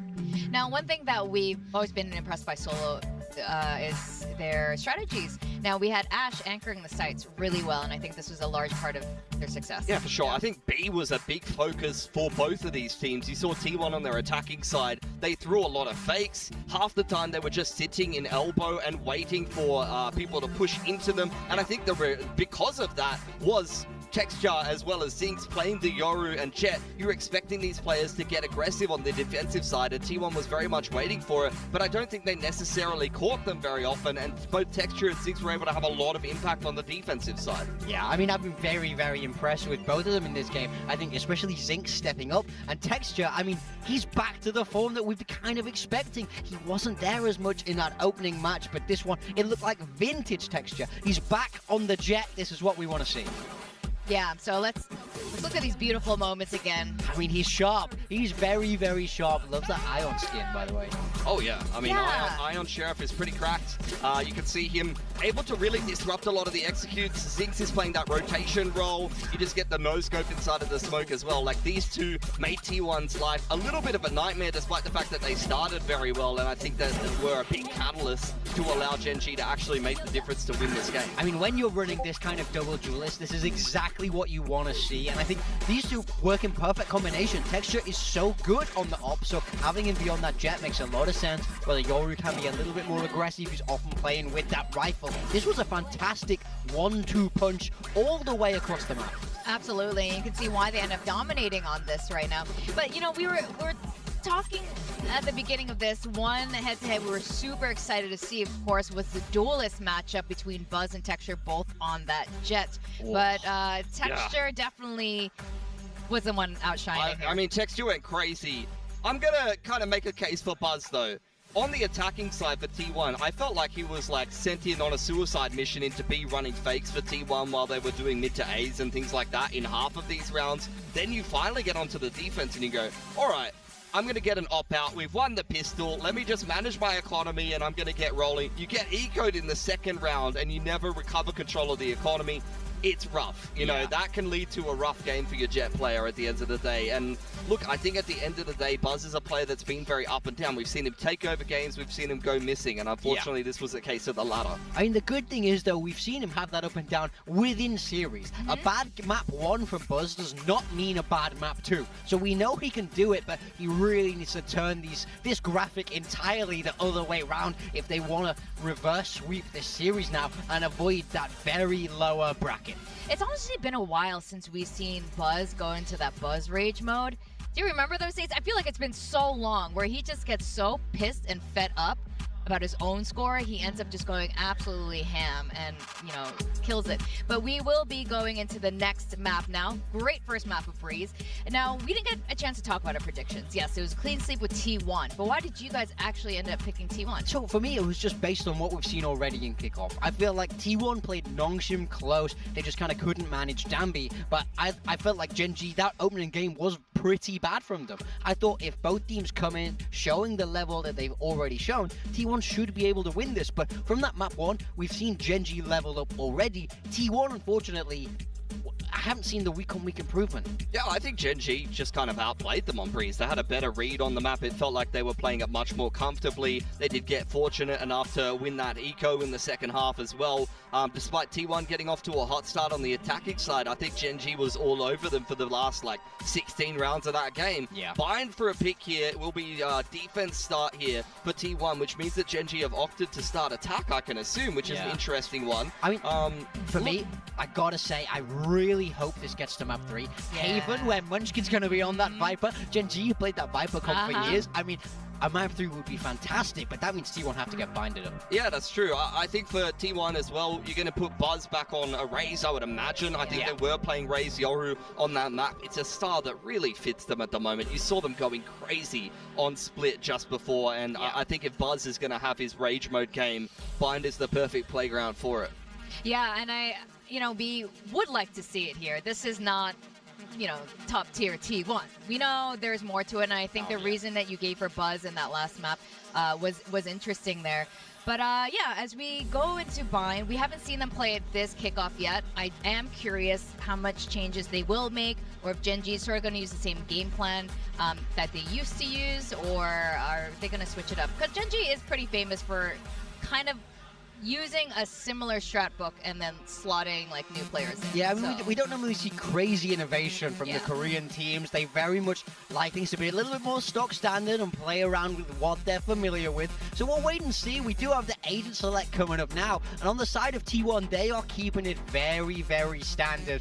With that double duelist, Buzz will be on the Waylay. Oh, he is on the Waylay. I thought he was on the Raze for some reason, but yeah, they've been playing Waylay Yoru lately. So that'll be an interesting one. We'll see if we're going to get any Buzz redemption. Munchkin once again playing the Brim. I think they very much started with Munchkin playing that. Over on the side of GenG, they've actually changed up quite a bit. They were playing some Teo previously, double E near Teo Sky. Now they've gone towards a double duelist once again. So it's Zinx flexing into that secondary duelist. That just worked out for them very, very well on Breeze. Well, we're definitely eating our words about Korean teams not being innovative here. We are seeing some mega changes happening on Bind. As we send it back to our casters, Quack and Komodo, tell us what you think. Oh my goodness, will we get an upset? Well, what do we think, Komodo? What do I think? There's been some learning for GenG in the past week, and since they last played this map in the off-season against Paper X, even more learning, and maybe going back to a little bit more of a comfort style for the likes of Texture. In the off-season, for those that might have missed it, Texture was on the Waylay, now onto the Raze. Zinx was on the Sky, now onto the Waylay, so those are some changes that feel like comfort to me. And yeah, as the desk highlighted, it was Lakia that was playing on the Teo. Now he's gone onto the Sky, which is an agent he's very comfortable with way back when. So we'll see how this is going to fare for GenG. On their opponent's map pick, T1. And GenG start on the attack. That's where they opt for. And see if they are going to dictate the pace of this map as well. Or if they're going to let T1 start to handle things here on their choice. Very beginning stages of the map. Straight down the guts of mid sands for Munchkin. He's going to be here super early, but Ash aware. And instantly dealing a headshot towards Munchkin. Well, that's going to be the slight move for GenG to then hop across into Bats. A lot of work for the T1 players to do. Munchkin, Meteor, they want to set up the snake bite, but not quite allowed to do that just yet. Buzz with an opening shot. Whee! All the way to the other side of the map to meet up with Stacks. And GenG going to pump the brakes a little bit as well. Still got 2 flashes available for Lakia, but no drone capabilities here. So they're going to wait for some overhand plays from their opponents. And, well, Meteor is going to swing and win the fight against Charon. So an opportunity now for T1 to try and take a pistol here in a position where I feel GenG maybe made the wrong call in going a bit slower to that A side. Wanted to keep things hidden, but T1 getting a good read for it. Checking just in case as well. Ability slowly coming back online. Almost turned the wrong way at the wrong time, but still alive, fortunately. Toxic Screen allowed to come back up as well, so a couple players really decayed. Allows for Buzz to find another shot. And now you play this together. Absolutely so. 1 versus 2. No chance you let that go. Circling around the lone Ash like sharks in the water. He's trying to turn around, but unfortunately it's chopped at the end. That's Buzz with a triple to open things up. Yeah, I kind of feel like in that advantage that they did have, and they see the refrax come out from Buzz back over to the other side of the map because he hit the TP, I feel like that might have been go time. You had strength in numbers over to that A site no matter what, so you generally should be good for trades, right? Bit of a worrisome one for GenG, but a great one for T1 to pick up the pistol round from behind. A 5 versus 3. In the grand scheme of things that they managed to come back from playing on that 3 side. So you'll take that. Absolutely. We saw, you know, at the beginning of this series as well, that the pistol rounds were pretty much absent for these teams. Well, coming in towards the start of the day, T1 were last in the Pacific League for picking up pistols. Really might be able to somewhat turn that around right now. Just trying to keep things rolling. Izu finding a shot, still having the option to TP, and there it goes.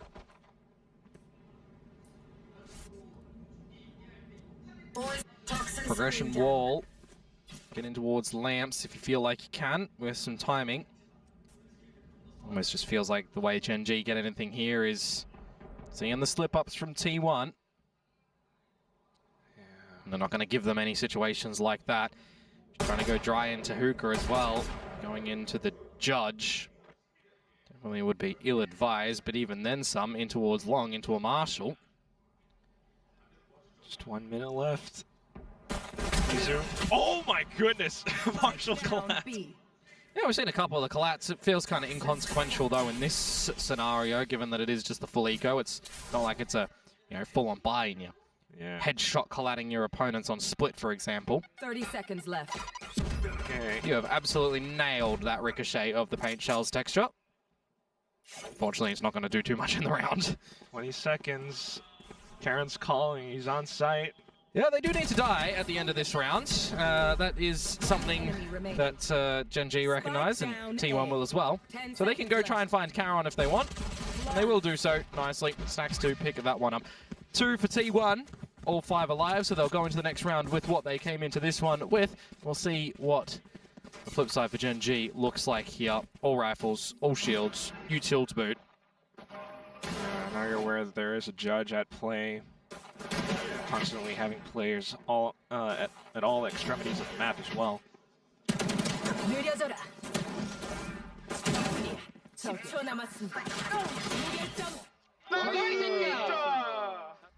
Clean.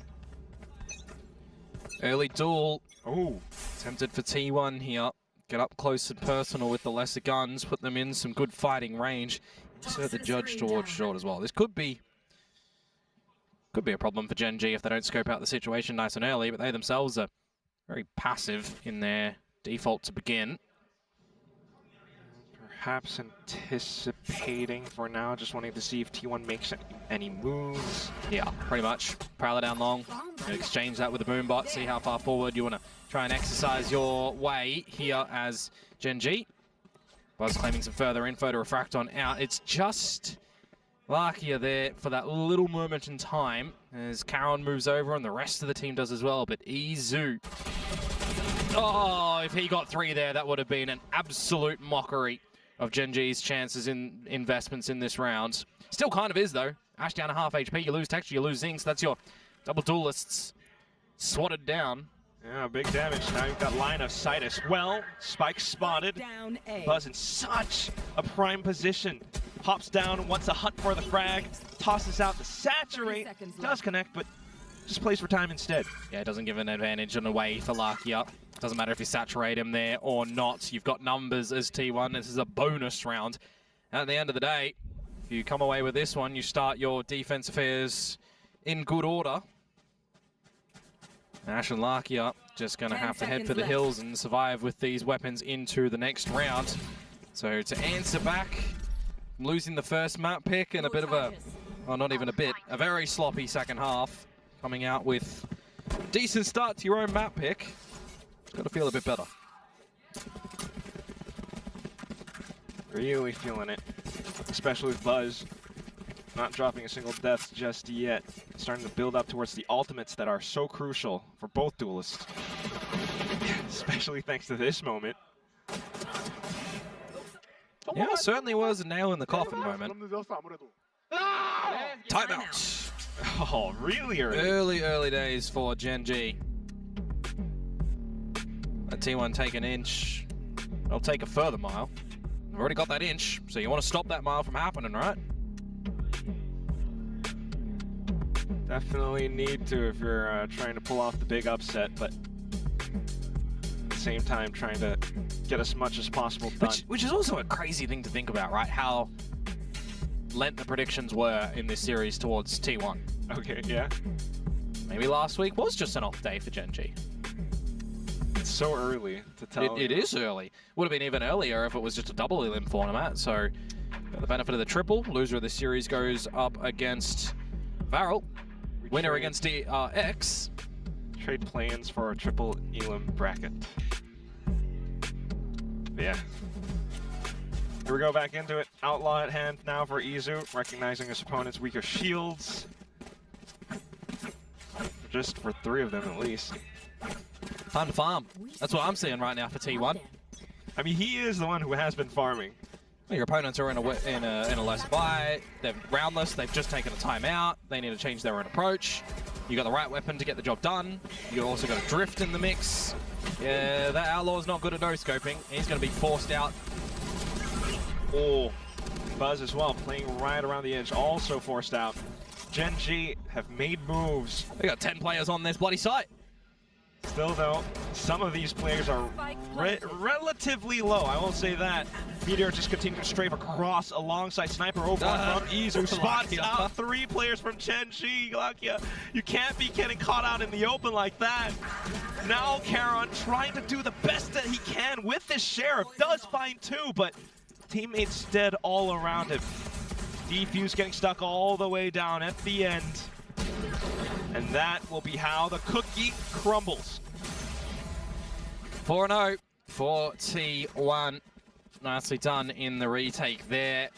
Round should have always gone their way anyways. And GenG getting the plant. I mean, that's just a neat little tick that they'll be claiming there for sure. Cosmic Divide is going to be available coming into this next buy round of your own, but you really need to start to accumulate some rounds on the board. Especially on the attacking side. The last time we saw these teams play this map of Bind, it was some changes up in the agent compositions, of course, and the style plays. Geckos being prevalent back then. The switch-ups right now, and the more aggressive nature plays that these double duelists that the teams are deploying available. Seeing that certainly in spades for T1. Right, with the Yoru trying to get on this op line now, the upgrade from the Outlaw. If not, at times it's just Buzz just traversing all across the map. This time, hunker down inside of Hookah. These sort of situations as well from Izu. How much of a criminal are you going to be? We need to lock you up a little bit later, because that op is going to be something scary. The strong side, the B side of the map this time for T1. Both controllers very far back in towards the A side, as there's some pressure building around Hookah. T1 need to get out for a little bit of time there. 50 seconds to go. GenG going to rotate towards the A site, and that's very nicely done for Izu as well right here, Quack. He has taken that gate crash to back up this site with the operator now. Not to mention the double controller here too. Molly's all abound. Tossed a little bit early, but there goes GenG anyway. Straight on through in sight. Munchkin trying to set up for the smokes, allowing for his team to get a little bit closer. Yeah, and that operator now, if you want to try and use it, you can. Ill-advised from Munchkin, an early peak. Do you still consider a dimensional drift in here for Izu to permit your team a little bit in? Meteor, there goes the pit. So does Zinx. Uh-oh, GenG. Defuse, starting to be stuck. Guys, are we aware of this? Now starting to come onto it, and there they go. Taking down those 2 kills, executed in style. Pushed on into Lamps as well, and the only one left, Izu, caught out in the open. Lakia finding the final kill necessary to put the round on the board for GenG. Certainly feel like Texture has bailed them out in that scenario though, right? Finds one just as the Cosmic Divide starts to cut the map. Needs to dig deep for the extra 2 kills in the round. See it back on these replays now as well. Meteor finds the early timing to drop the pit, but after that, I'm wondering, I'm questioning. The defuse is being stuck. It's half. It's nearly all the way. Texture kills paramount to the success in that round for GenG to finally get on the board. And with the damage that's been delivered every round thus far, if this round does get lost by T1, they will not have a bye in the next round. Could be dastardly, especially since Texture is close to Showstopper as well. Oh, the angle has betrayed Izu. Garon to start up. No operator anymore, no Yoru. Pulls rotations across too. Just a singular frag, and now GenG hovering around this A site. The regroup for T1 to this B side as well. See if GenG are going to be able to bowl them for a strike over there or not. Straight in towards the A site. You just need to make sure you don't have a gutter ball here. Make sure you don't rotate to the other side when you've got a free site here at A. So they go in, they'll get their choice of plant here, Quack. Caron finds a nice kill off yonder onto Stacks as well. May very well even consider a save here for T1. Almost taking a page out of T1's book from the previous map. They are playing their cards right now. GenG, Caron, unfortunately getting sniped down by Munchkin. Meteor onto site 2. Okay, they're certainly doing something here. Buzz has convergent pass, and when you're coming out with a double flank, putting in at lamps is not the worst thing here. Let's see how this one fares. Holding on to the site. Meteor just waltzes on through. Lakia playing off contact, but now down goes Munchkin on towards Ash. He finds the final one as well. Snaps on towards Lakia. Position immediately revealed. See, this is why I sit in my armchair here, right? You consider that T1 might go for a bit of a save. Nah, how about everyone just individually has some moments of brilliance. We get the kills. GenG fumble. Good flank, good retake, good round. Op retrieved as well for Izu. Oh, certainly exponential rises in stocks. Then you can place your bets for sure. well accordingly. I mean, do you even consider a second timeout here for GenG? Really? Because I mean, 5-1. That's your round. You were 5v3 up. You kind of had everything you needed to try and close that map, and it slipped between your fingers. Timeout deployed. Is it GenG's? No, it's T1's. Okay. Staying on top of things at least. Could have been called when they were 3-5 down in players in that round. You never know from our position what the players are talking about, what the coaches hear, what they feel like, oh, we're not liking, we got to fix that. Very true. I mean, that did look like it was going to go south, but thanks to Munchkin at least turning things back. And that was the best, scenario that they could have hoped for. They got the op and everything towards the end of it as well. When you consider their money would have been reset going into the next round, as I said, as well. That, it's a bit of fresh air going your way, really. A nice gentle breeze. Ha ha ha.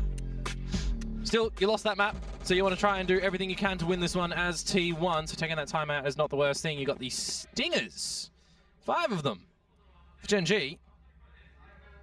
Maybe remove the EN, put a 2, and Stingers look better. Sorry, I don't... G2 Stingers, man. G2 Stingers. G2. Let's see.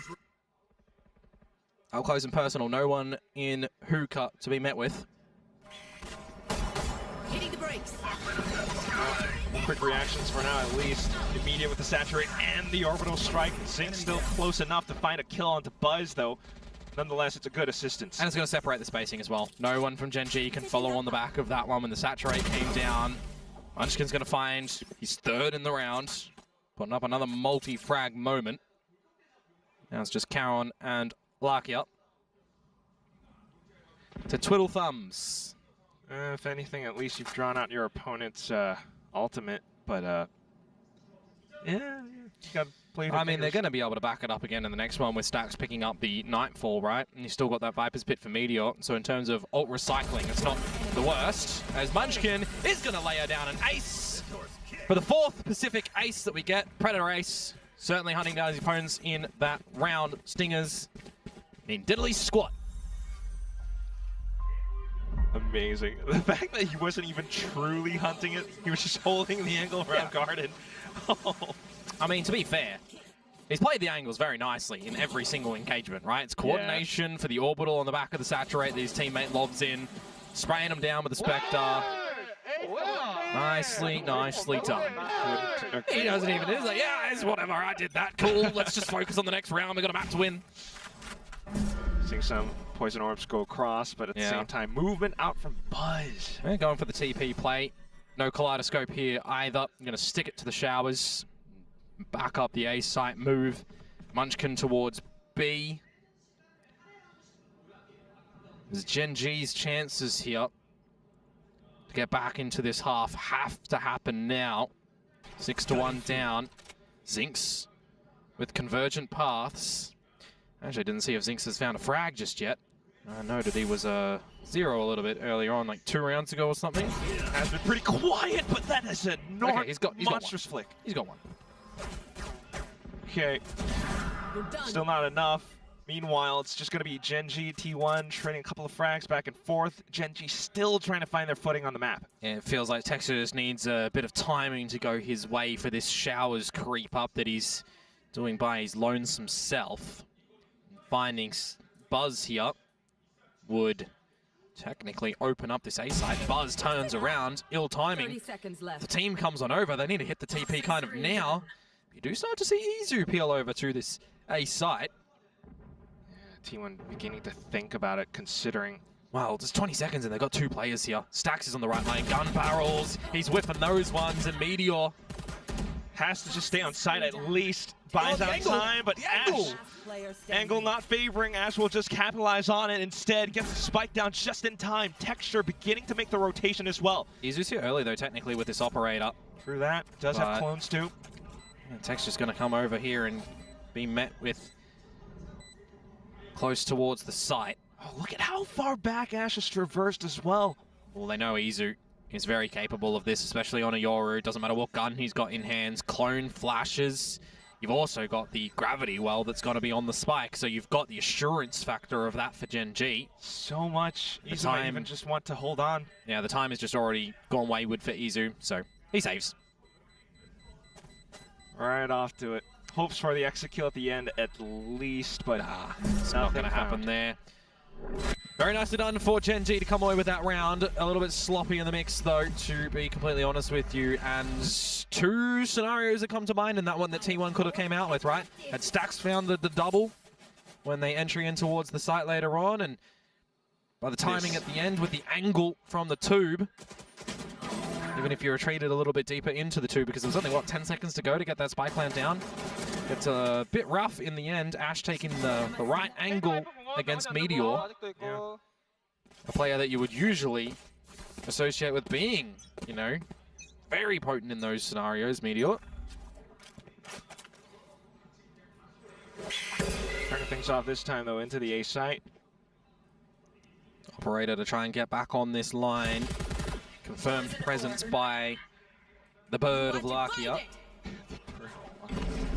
Cosmic Divide and a full execution as well. Trying to line up the convergent path, but here comes Izu blocking off entrances. Got Meteor with Pit immediately set up as well, but gunned down by Texture. So a little bit of breathing room now for GenG. And you wait patiently for Stax to come on over, you'd assume. Nightfall available. Should be able to set up the retake all the way into Lamps. Unfortunately, though, caught a little bit early. Buzz hitting the deck. Texture now providing assistance as well, tucked into a corner. Zinx and the whole gang still alive as well, but Stax wants to get ahead. Right on top, off to the spike. Munchkin finds one towards the back of Baths. And that makes things a little bit more easier to decipher. One player found. Where could the other be? They stuck the defuse all the way to the end. Lakia took a little bit too much time. Yeah, that one's not advised, I think, for GenG there. I thought they kind of did everything right to get back in towards this one. They lose their first player. They get in. They get the plant. Lakia gets a phenomenal shot on towards Buzz. They deny the Viper's Pit's presence for a significant amount of time in that round. Defuse gets stuck. I'm wondering that little wraparound that Zinx goes for. You don't want to be doing that one again, you feel like, now with it not working out. These are the moments that new rookies, new recruits as well, can really start to feel the pressure. Meanwhile, someone who doesn't feel any pressure at all, Munchkin, just comfortable, embracing the heat. GenG, though, still trying to break down this door. In with a wallbang from Texture. Yeah, you'd forgive a lot of people in thinking that this is a bit of a lesser buy from GenG. They got some primary rifles here to try and make the magic happen with what they've taken over from previous. Although Zinx getting his knees capped, certainly not the way you want to start things off from here. Munchkin down. Everyone leaning towards this B site for now for GenG. But are they going to be able to find the gap to get on in almost free of charge? Double up hookah, double up long. No flashes. Going to be assisting Ash and Texture to get Buzz off this line. Flip side, right? Buzz and Texture, those are the ones to look out for. Getting hit with the Seekers, though, and just not quite able to sustain themselves on site. Stax dropping another sinker that you would think he should be finding at this B site on an angle against two players. Last player standing. And Meteor as well. Just Izu left, who unfortunately did not have any gate crashes to assist his team in this fight, so just trying to hold on to this op for now. The Hunter's on from Texture. Little does he know, Izu's going to hear him running. Clear as day. His reactions as well. Always funny. He just laughs it off. Everyone knows there. Yeah, GenG find 3. He managed to sit something on stage. Can't quite catch it, but does keep things. Well, there's one thing about Texture. Yeah. He is super vocal. Super animated. Yeah. We'd love to see it. But still, score is what it is, 7-3. 7-5 are definitely what GenG are going to be chasing. This is another round, by the way, where they managed to win 4 versus 5, losing that first blood. Now we had a lot of those tracking components happening right now, where we are seeing a lot of teams that do lose that first kill ultimately come out on top of the rounds. What?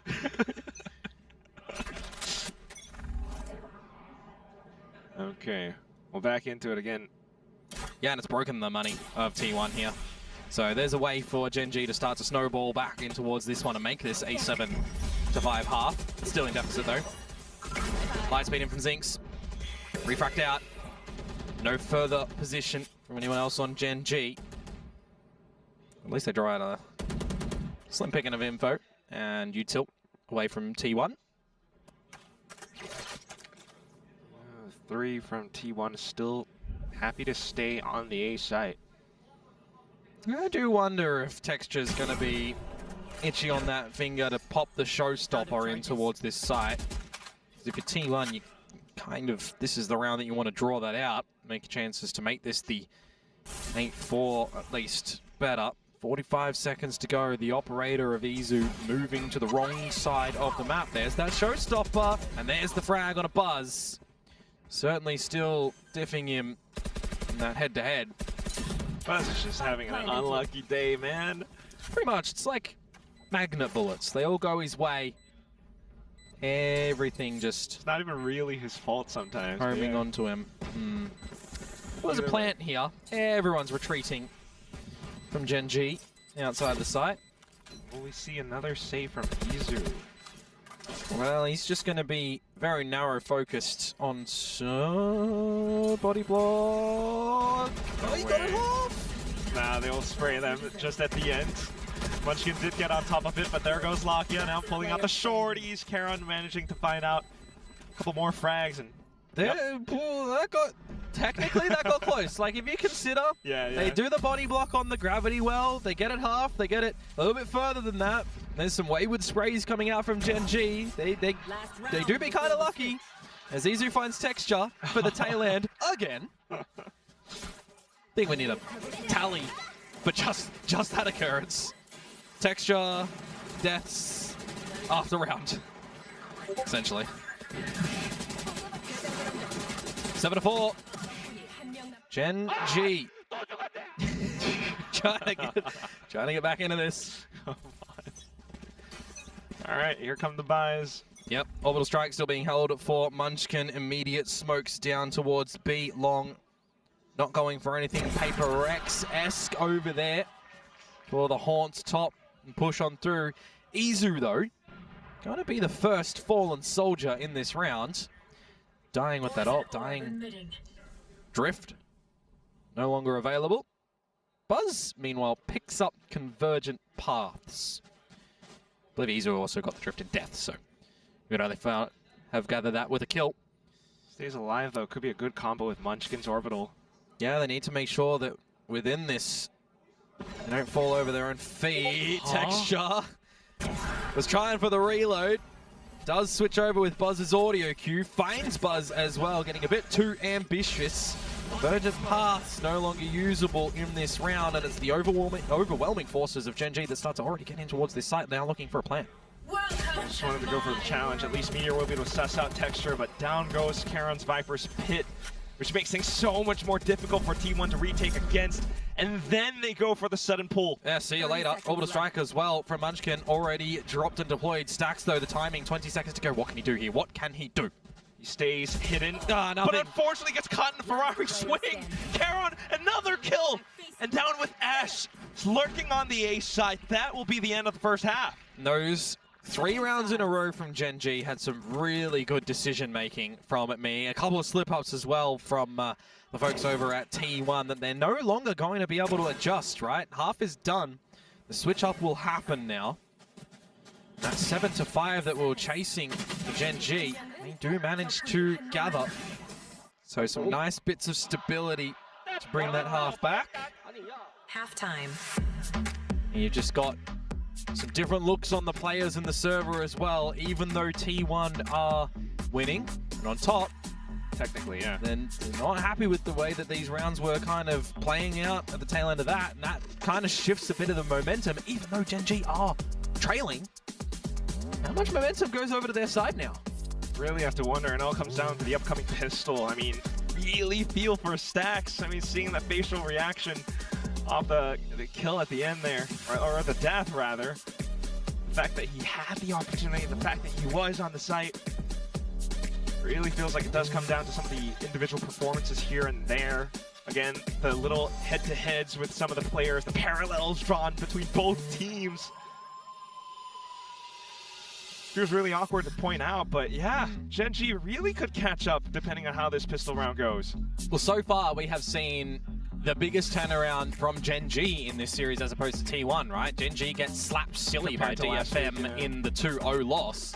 And Nongshim Red Force come away with a 2-1 victory over T1. So there was a taste of victory for T1 on that first map of Split, but then they get reverse swept. And Haven, I mean, they just want to knock out of their heads. They want to make sure that they do not remember that 4-round Haven map. So we'll see what this pistol has in store now for both of these teams through the TP and the guiding light to be this shining light. Path your way in, gather these orbs.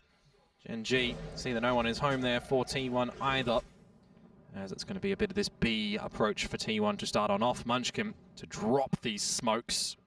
There. And you would assume for the team to all flood out. Rizu and for Buzz, specifically. Karon on the side though. Viper v Viper.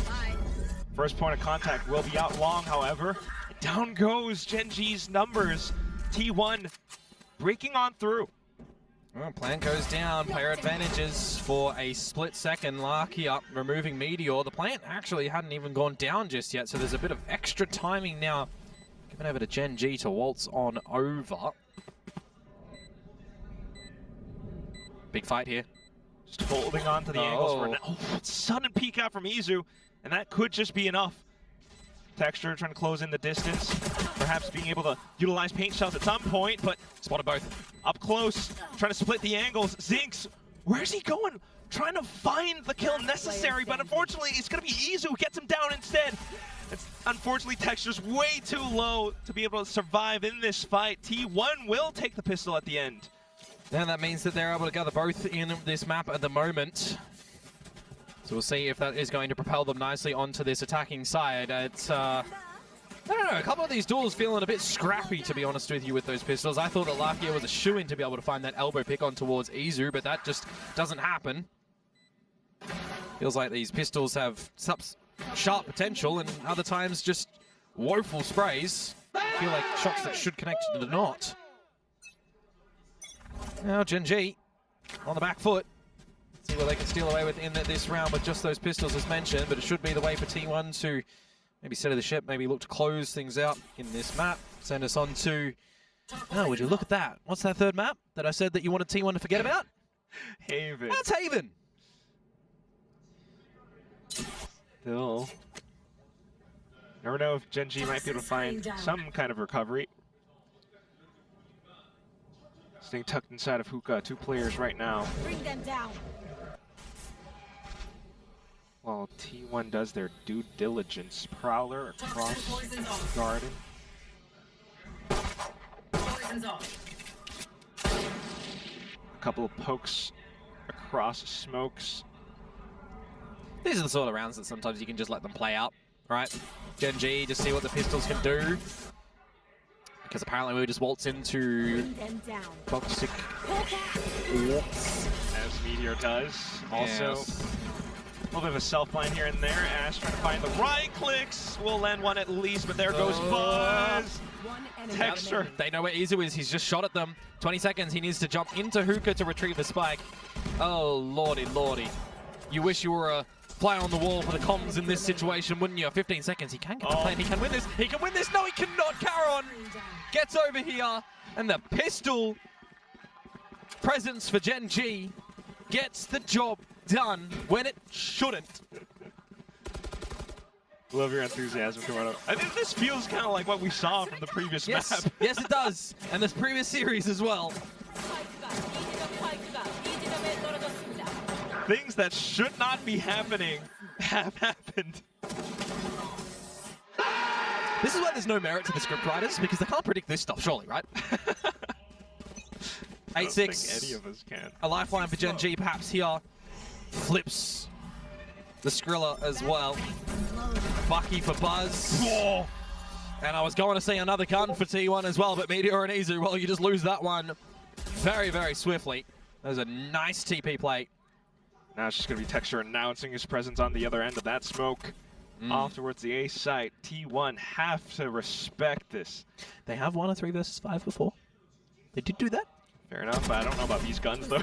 Yeah, probably not, probably not. Zinx is having a good one here. He's going exploring off to the Vandal. Yep, going on a holiday. Having a fun time. Even finding some more with a 3K. Nicely done. Just Buzz. Someone that's not having a field day. Slightly more even KD this time at least, but we'll see how this plays out. Trying to get close off to the spike. Opponent should be close by as well. I mean, it's a 1 versus 5, mate. And you've only got a Bucky. Doesn't happen. Texture will pick up the rocket with that kill as well. GenG bring it within 1.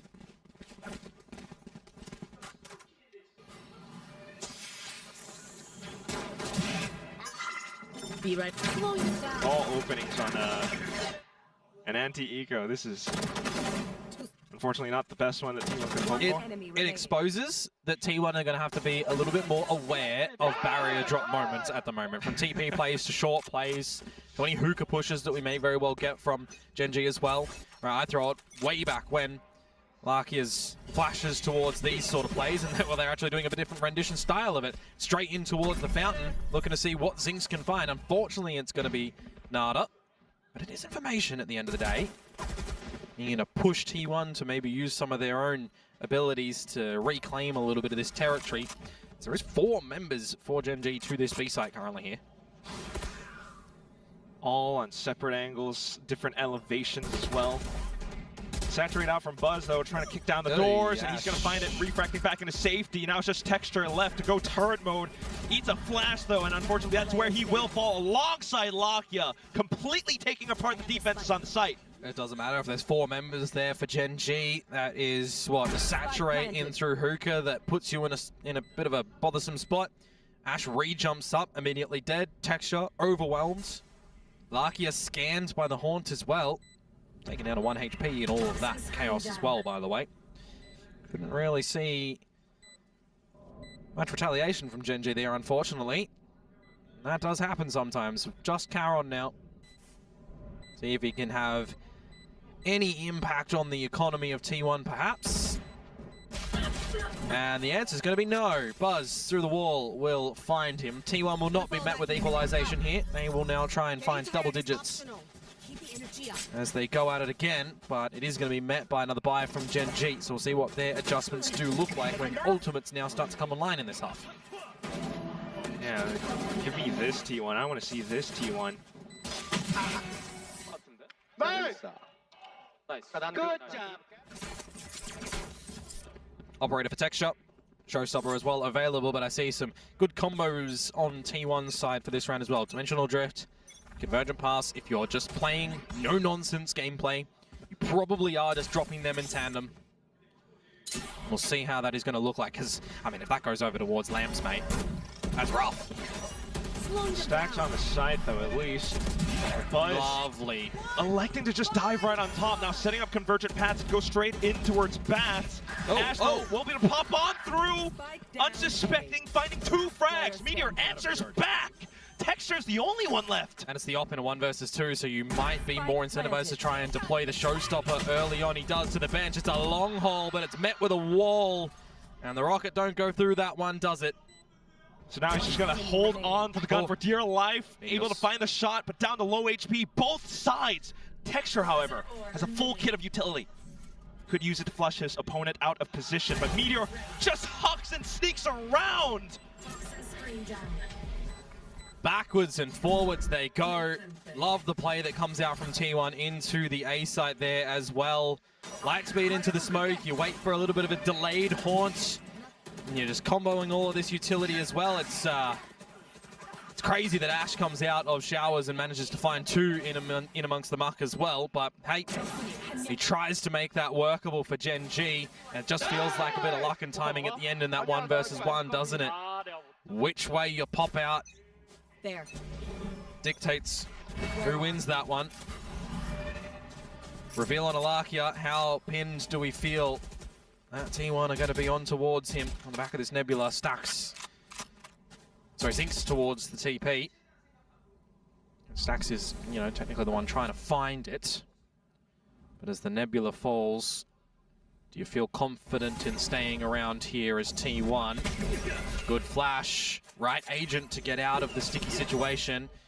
You can say the same for GenG as well, who are not really well equipped into this round, so anything that can kind of get closer to them, you feel like it might be a little bit better. The Stinger of Larkio is here. Pistol's a bit around as well. Hope that some of these shots connect. But then for T1 to just really secure whatever advantage they can find. Straight on through Dimensional Drift. Now Buzz is out, but it's caught by Lakia. Meteor, though, will take advantage, continuing to push on through. Seeker's out from Lakia. Swaps weapons. Trying to hope for a couple more kills, but Stats will stay on top of him instead. Bit of a crazy investment for me for that Seekers going in from Lakia there. Early flank from Caron, though, in this player deficit retake. Now just hoping for the angles, but T1's not going to give it to him. Staying tucked inside, too. Deploying the Nightfall as well. Caron snuck on over from Hookah. Buzz is pinned down, and Caron will be able to take him off. 1v1 as Munchkin stays tucked inside of Garden. Has the full Phantom, no utility. Perhaps checked by Snakebite. Could be false info, though. Caron doesn't quite know it. Has the spike stuck to halfway. Munchkin swings at the last moment and takes out the round. Unsuspecting against Caron, it will be T1 up to an 11th.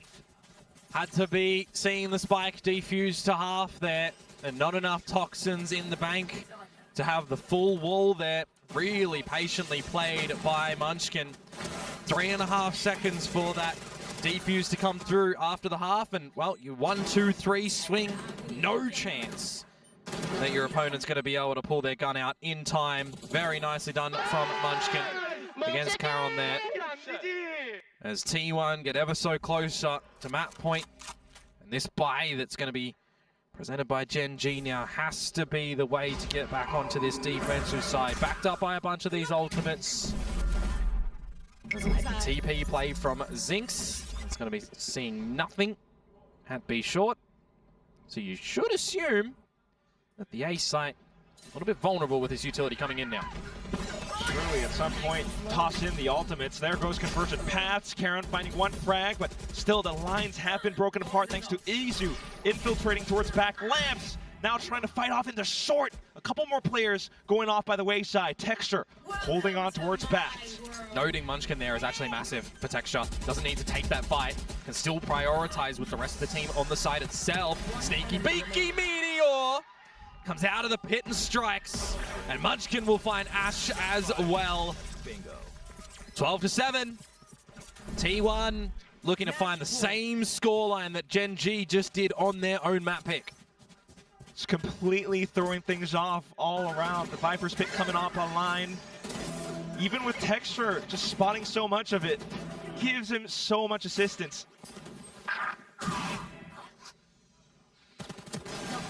Just catches them completely looking the wrong way. And there's not much you can do there as Ash as well, right? Very tricky situation to try and get back in towards. The timeout comes forward for GenG now. And what do you have to speak about here when the momentum that you feel like they maybe started to establish on the change of halves and successfully finding 3 to close is now met with kind of nothing, right? Dropping the pistol from GenG, answering back in the next round with the nil investment, the nothing, getting the round after that, and then absence. I just look to go into a map 3 right now, but seeing what else they can cook up, especially off the timeout.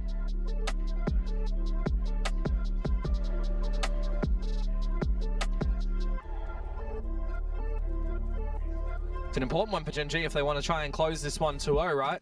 You got to run this back, push overtime. Otherwise, a 2-1-er feels like T1 just had a slow start for the day, perhaps. Or maybe Haven looks, you know, really good for GenG. Have to wait and see what the changes look like if we do get there, because we've still got more depth and more legs in this one, perhaps. T1, quick as he does it, forward in towards this A side. At least for GenG to clear out the rest of Long, but at the same time, giving up all this space might be quite troublesome. Just Karen close on towards side, still has pit available.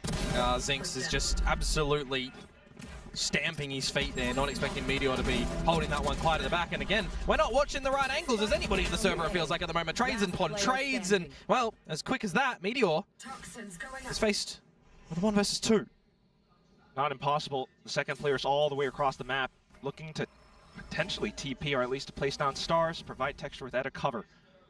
Showstopper available as well. Yeah, but you don't really want to do it. If you've got a 2 versus 1 and you hear the tap on the spike as Meteor, as texture here rather, you probably just wait a little bit for Ash to come on through. You try and find the timing. You don't deploy your own massive util. You play the 2 versus 1. Or maybe you do use the rocket, and maybe you do find him. You get your 3K and you get the round.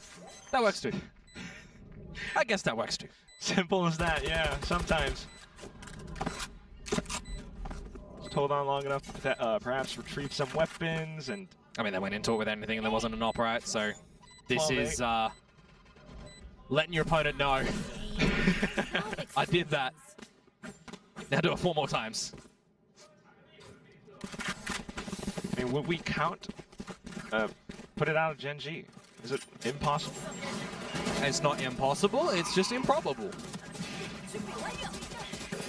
Yeah, you would play the way that T1 have been playing this half so far, and the 5 rounds that they have to try and close out this map, percentages are certainly in their favor to be able to do so.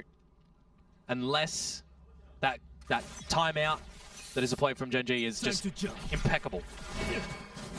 They had every single read going forward and what to do to completely change the style of GenG's defenses. A lot of it did need to change. Coming in towards this little run streak that they need to be finding. Zinx with a knife out though. Need to make sure he doesn't get pre-fired by Meteor like that. Right on cue. You will only learn in these moments by your, maybe I'll call them predecessors. They still hang around. They still want to remove you from the equation. Feeling the pressure off to the B site, trying to call the rotations across as well. Garon is here, and he's the only one in the showers. He needs to rinse his opponents, though.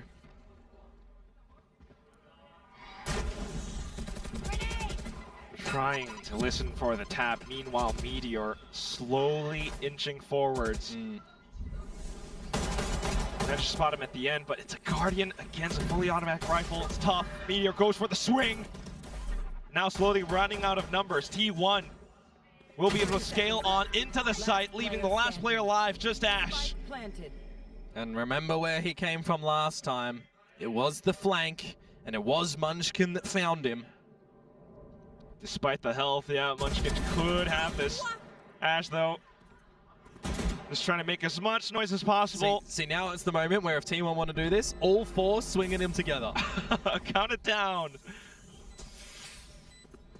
Tossing up the screen and everything too. You just don't have time for the defuse, so holding it down, playing off contact. They make it clean. It's 13-8 at the end of the second map. T1 take it. We do need all maps to be played out today in both of these series to decide which Korean teams will continue in the middle bracket and who will be dropping down into the first round of elimination in the road to Masters Santiago here. We really do need to see these players, these teams earn everything to continue their way, try and get more trophies for a lot of the players on the stage in the server in this series as well. We get our own map picks. We get them in a pretty similar scoreline. 13-7 GenG map 1, 13-8 T1 map 2. We're looking comfy on both of our maps. So now that we take all of our learnings, all of our mistakes, and we build upon and grow upon them in towards the next map, how do we feel that Haven is going to go next? That's the whole kit and caboodle, isn't it? And you really have to think about how much they have learned from the past playings on the map. But at least for today, I mean, would you have this any other way? For two gigantic teams, even if you are T1, even if you are GenG, you do have to earn that spot. I think the only way that I would rather have it would be ending on Split, because we only get bangers on Split as a third map, but we don't get that here because GenG banned it in the second round. Hey, I mean, Haven with the Viper v Viper, Karen versus Munchkin, that's still lovely to witness as well, but so far, back and forth, both teams are starting to shape on up. Absolutely, of course, we've got a desk to go to right now before we get settled in for the third map. I am so delighted. Your wish has come true, Morgan. We are going to get a Haven, which I think this is fantastic. Like the casters are saying, we got two top-tier teams continuing on for a full series. Now, T1 ended up closing this out. It was a little bit of a rough start, but they ended up having some great, set plays that came to fruition. Yeah, much better from T1. This is what I want to see from them. Honestly, I think this map suits them and their players a little bit better. Breeze is very open. We see Texture really excelling with that operator. In this smaller map of Bind, he's not able to use that as effectively. It gets a little bit scrappy from time to time, and that's where T1 really managed to show their aim and how strong they are in these chaotic situations when the round breaks down. Definitely look more comfortable on this map than Breeze, but they had a hot start as well. Yeah, so I think it definitely helped out. Great games from both Meteor and Izu. Izu in particular was really the kind of the tip of the spear there for T1, where, look, I think over on the side of GenG, it's just another good game from Texture. It really is his day today. Another game where he posts 300 ACS, but Zinx is a little bit more of a return to what you saw in the opening series for GenG. Unfortunately, he's had some very, very poor games here in Pacific, and on the Waylay here, similar to what I was saying about Buzz on Breeze at the start of their attacking side. I mean, to be fair, it is Waylay gameplay to be the player that's sent in on an info gathering mission, but I feel like that put him in a bit of a hole that he could never climb out of, even on the defense. I mean, when you are the, human dart going into the site against T1, it's painful that Dart's gonna get shot. Yeah. So I mean, on defense, it was kind of painful. Like those last couple of rounds, he was getting first pick like almost every round.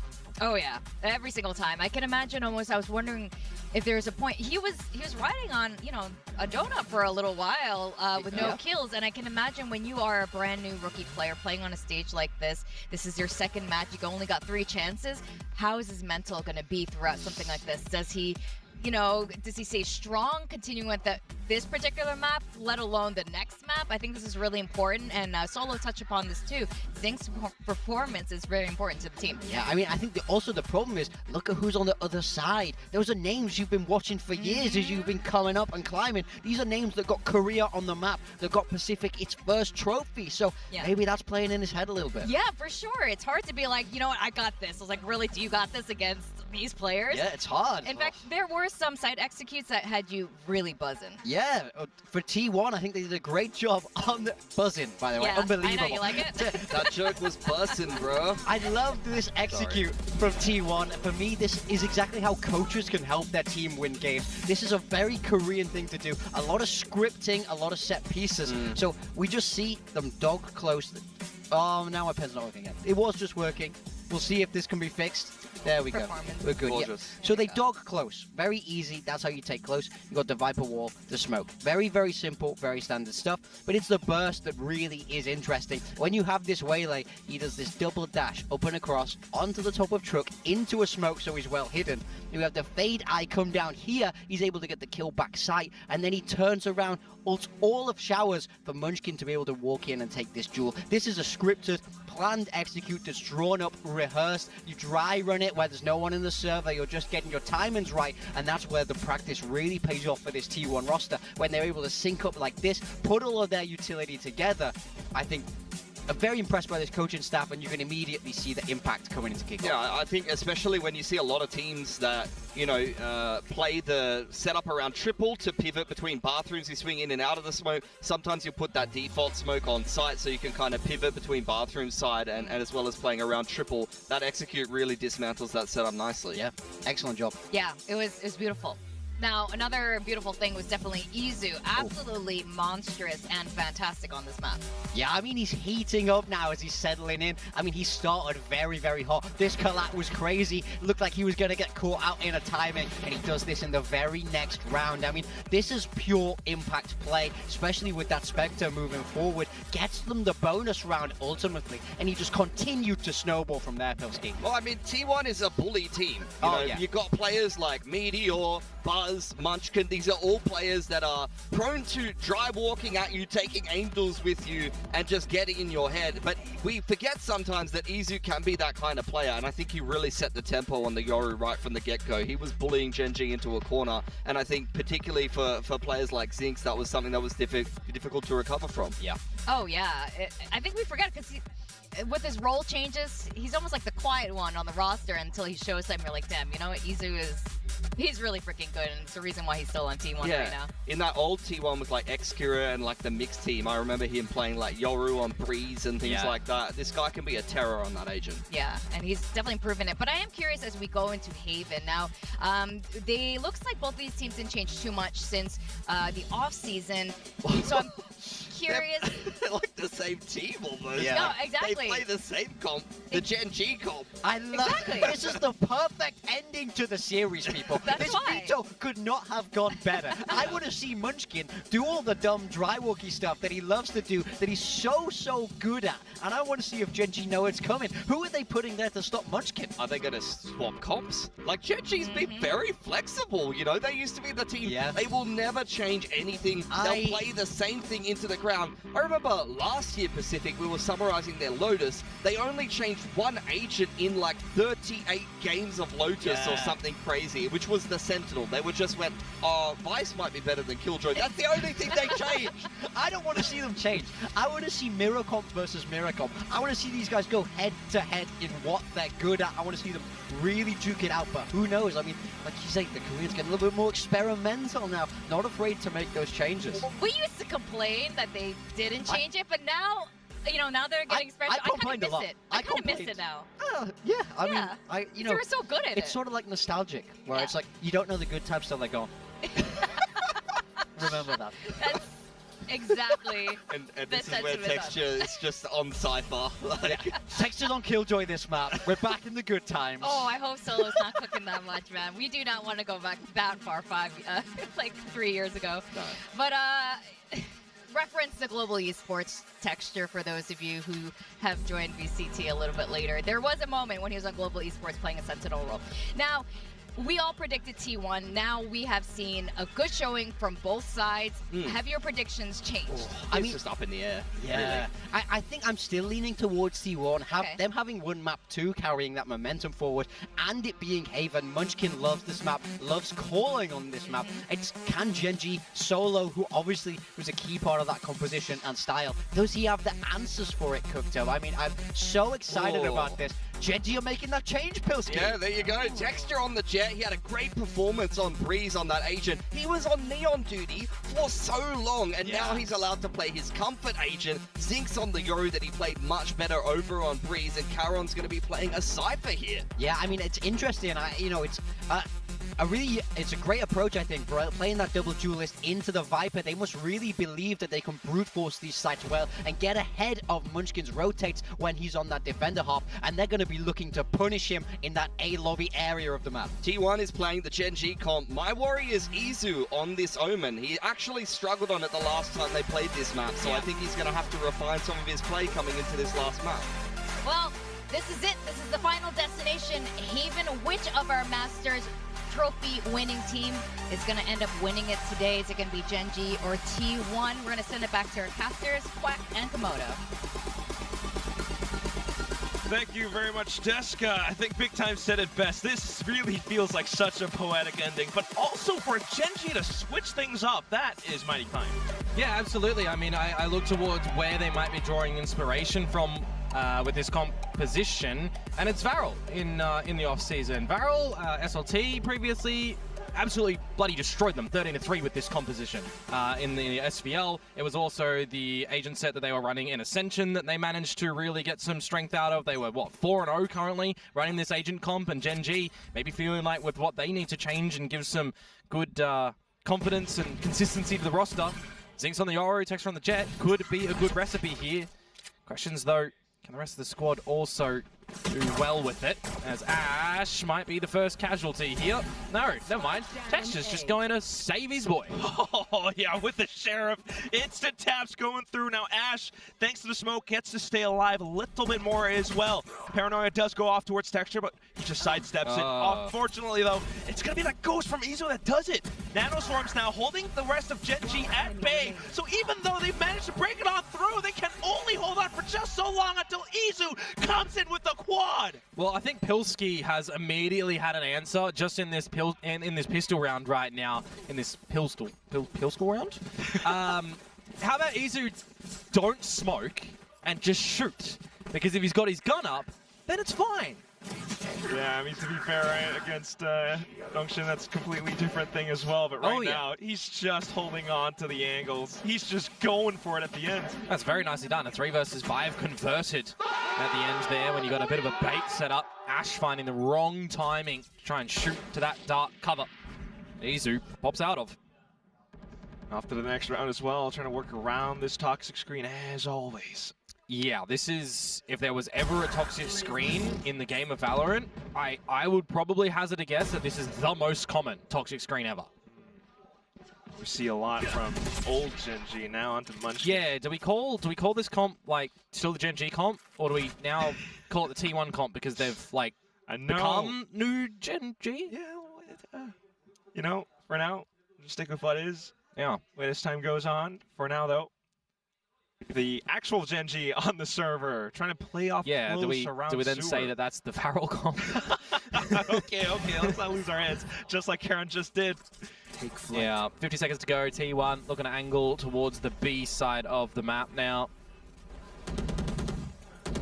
Lovely little one-way smokes. It's coming on through, getting spike planted. What's GenG trying to do here? Find damage, or die with the spike, and not give away any ulti orbs, because they will lose their lives to it in the sewers. Zinx is so aware. Zinx going off yonder, looking for some fights. Here's the child kind of sent away, but Ash and Larkia just gonna stare into each other's eyes. Give a little smooch, a little bit. Oh no, just inspect the weapon. Trophies. That as well. Yes. Trophies on the classic. Two of these teams. Oh, potential chance for a slight hunt, but nah. Spike beats him to it, and he doesn't want to lose his life to it. 5 alive for T1. Doubling down, and if you missed it as well for the pistol count, there is a lot over towards T1. It's currently 4-1 in their favor.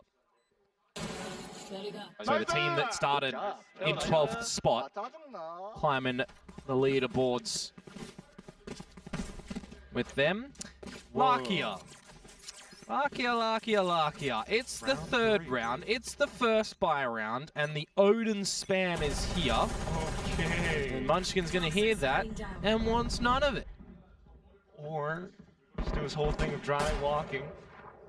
Or maybe he wants all of it. He might find the timing right here on Ash, which he absolutely will.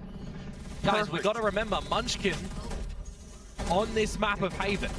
You know, this might be the Locky of Valorant, but that's also the Munchkin right now. The Munchkin of Haven. Rotate off to regroup on towards this A site. And it's currently only got Zinx. If there was ever a challenge that you need to be tested upon, it would be trying to anchor a site in the middle of the round. Lucky up. He's going to rotate over to the site correctly as well. Odin spam through this A site. Dart available. Can reveal a bunch. It's going to come down to the timing here in the opponent's utility starting to come on out. And now Zinx has been noted as well. Bus, seeing that it's not safe at all, tries to get away. Spiking, deliver over to B. Munchkin's found the gap yet again. We need to be keeping this in check if you are GenG. Plant to go down. Where do you think the Munchkin might have repositioned towards? Well, Texture finds that within death. Smoked off as well around the link. Just perhaps Karon maybe to find a way back in, but everything being marked by T1. Different angles, different positions. Zinx, a slight trade, but now a 2v3. And you're really unavailable to go in for a retake now as GenG as well. You got no smokes, you got no cages, you got no flashes. Oh, you just got really nothing. Run away, tail between your legs here. Job done, T1, find the bonus. Shut down that Odin technically, or, all right. Stax is gonna, I was gonna say maybe wanted to use it towards the next round, which would be very interesting, but hey, will lose his life. And that third, that's an important one for T1. Wonder if we're gonna get an early timeout again from GenG. They called a timeout on the back of losing the third round in the last map. It didn't really work out too crash hot for them. So do you just throw this one up to a bit of a false start? I guess it might depend on what they see as well. Yeah. They also just lost that Odin heavy purchase. Timeout. And they do use the timeout. Okay, I was actually wondering. Called it very late. So a lot of decisions, I guess, in the coaching staff before deploying this one. It's like thinking, how is T1 operating? Okay, yeah, this is exactly it. So we know Munchkin's about to do these little antics. The thing is, with this composition, GenG should know how they're playing it. Yeah. They've seen this for the longest time. They've operated this way the longest time. and it's still getting the better of them. There is just something a little bit magic when it comes to Munchkin on this map. Munchkin magic. Fortunate timings, getting caught here and there. Buzz selling some fakes with the neon movement. These are all the things that they have to consider. Wouldn't mind seeing a little bit of further space garnished by GenG, to be honest with you. Double duelist, extremity positions. It's not like you're playing the neon, however, where we're seeing, you know, the commonalities of teams going for the relay bolt in towards A lobbies and such. Getting that further space certainly will play a little bit differently, as interesting. There's going to potentially be a fast one into the A site already from T1. Arkia had no idea. No idea. Oh, no chance at all. Despite Zinx sending that early gate crash down C lobby, it's just not going to eventuate to much. No, it might even just be another scenario where Zinx and Karon hold on to these guns for the next round. Any damage is going to be inconsequential. With looking at the money of T1, you gift over a kill or two as well, and maybe you're giving Munchkin a Viper's Pit. You're getting a bit closer towards some powerful ultimates as well. Well, I mentioned Munchkin, that's why. One away now. There that goes. Zinx might even be pinned down now thanks to this. I mean, he's got the TP. He can technically get out of here, but it's all the bait to switch. One and traded. Munchkin now has the pit going into the 5th round. Which is such a big boon to how T1 would want to operate. I mean, for a team with this composition on this map, generally they're going to be able to get into a lot of these sites unless we see some massive fragging, crossfires, and potential come out from GenG. Likes of Zinx around this A site, right? How's he using the blind sides? How is Texas shooting now with an operator in play? What is the squad doing? You know, if they get into the sites, the pit is going to be the perfect protector. You've got a lockdown that'll eventually come as well. I mean, They coined this composition for a reason so long ago, and it has been adopted the most. So a team definitely feels like they do not need to change it whatsoever. Okay, Arkia. Buzz. Theoretically, it should be good, but he's managed to slip past. Izu gets damaged the most in that one, but we're already at the choke point, so I do like the change up of the Cypher utility, completely stopping Buzz in his tracks. Both of those traps getting the better of him. Now they're continuing to drone as well, just to check and make sure. Also making sure that you are leaving somebody towards the B site and not giving an opportunity for Munchkin to lurk on in. So the 1-1-3, very well deployed for GenG. Especially when you got that operator for texture that should be self-sufficient on the C long line as well. Meteor, dead or rights, down to Zinx. And T1 left to pick up the scraps in this round now, 3 versus 5. Yeah, Ash and Glock get an answer the call, just continuing to spam on through. Everyone who walks on completely decimated, which means Munchkin has to back off. Unfortunately, not able to retrieve the spike either. So it's just going to be texture to find the finishing flick.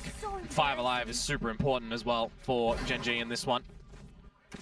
Would have been reset had that one gone awry. And it really just comes down to the change of player positions, to be honest with you, isn't it?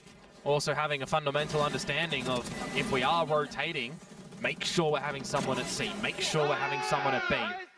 You generally see the Sentinels on this map kind of be a little bit more autonomous for the lockdowns of the sites themselves. That round, change up from Charon, put the Cypher util at A, and also having the extra bodies there. Working a treat. Back towards C this time though, Texture trying to do a little too much outside of garage window, and now allows for T1 to sneak on in. Charon, however, trying to find the taps. He managed to get down 3, a 4th!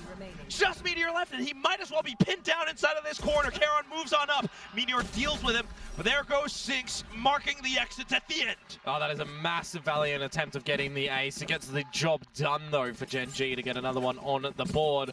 And mind you, Charon as well, right? The player that we know to be of the controller variety, right? The Omens, the Vipers and the Astras in there with the Brims. Sentinels for him, a bit of a dime a dozen. The Killjoy has more play than the Cypher. This is his 4th Cypher play.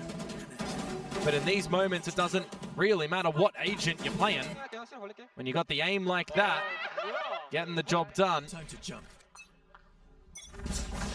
Definitely see what Solo is cooking up. Still though, similar approach once again from T1.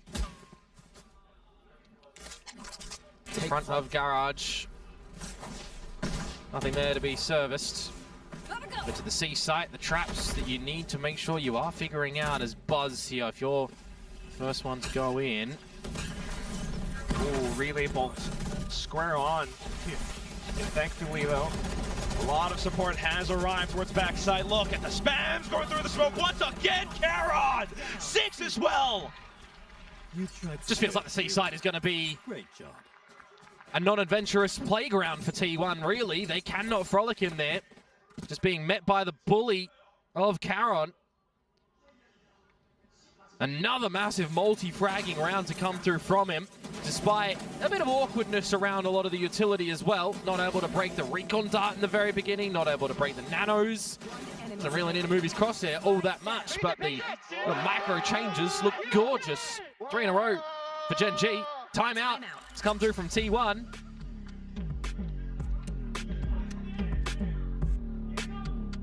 I understood that. Yeah, hard to not understand Charon's war cry. Oh my god. Well, the coaching stuff. You're going to be happy with how you've just got those 3 rounds on the board, I guess. Happy to put him on this role as well, Charon, that is. Well, I guess it all depends if Charon's happy too. I think with how those rounds have gone, I think it'd be kind of okay. I mean, there's always going to be give and take when you're coming into new metas and you're getting new teammates and such, right? I think new metas is probably the big one, going on this double duelist meta. Essentially right now, like what are you looking to give up? I think you would say on GenG's side, right? You can run double doors, double smokes and an init, or you still want to get the Senti on this map. You know, are you playing in towards the Killjoy that's more common, or are you deploying on towards the Cypher? And as a natural smokes player, I think Charon's mentality playing on the Cypher can be deployed as a pseudo controller. So it's kind of neat. Oh, what's not neat is this bloody Odin, man. I thought we fixed this.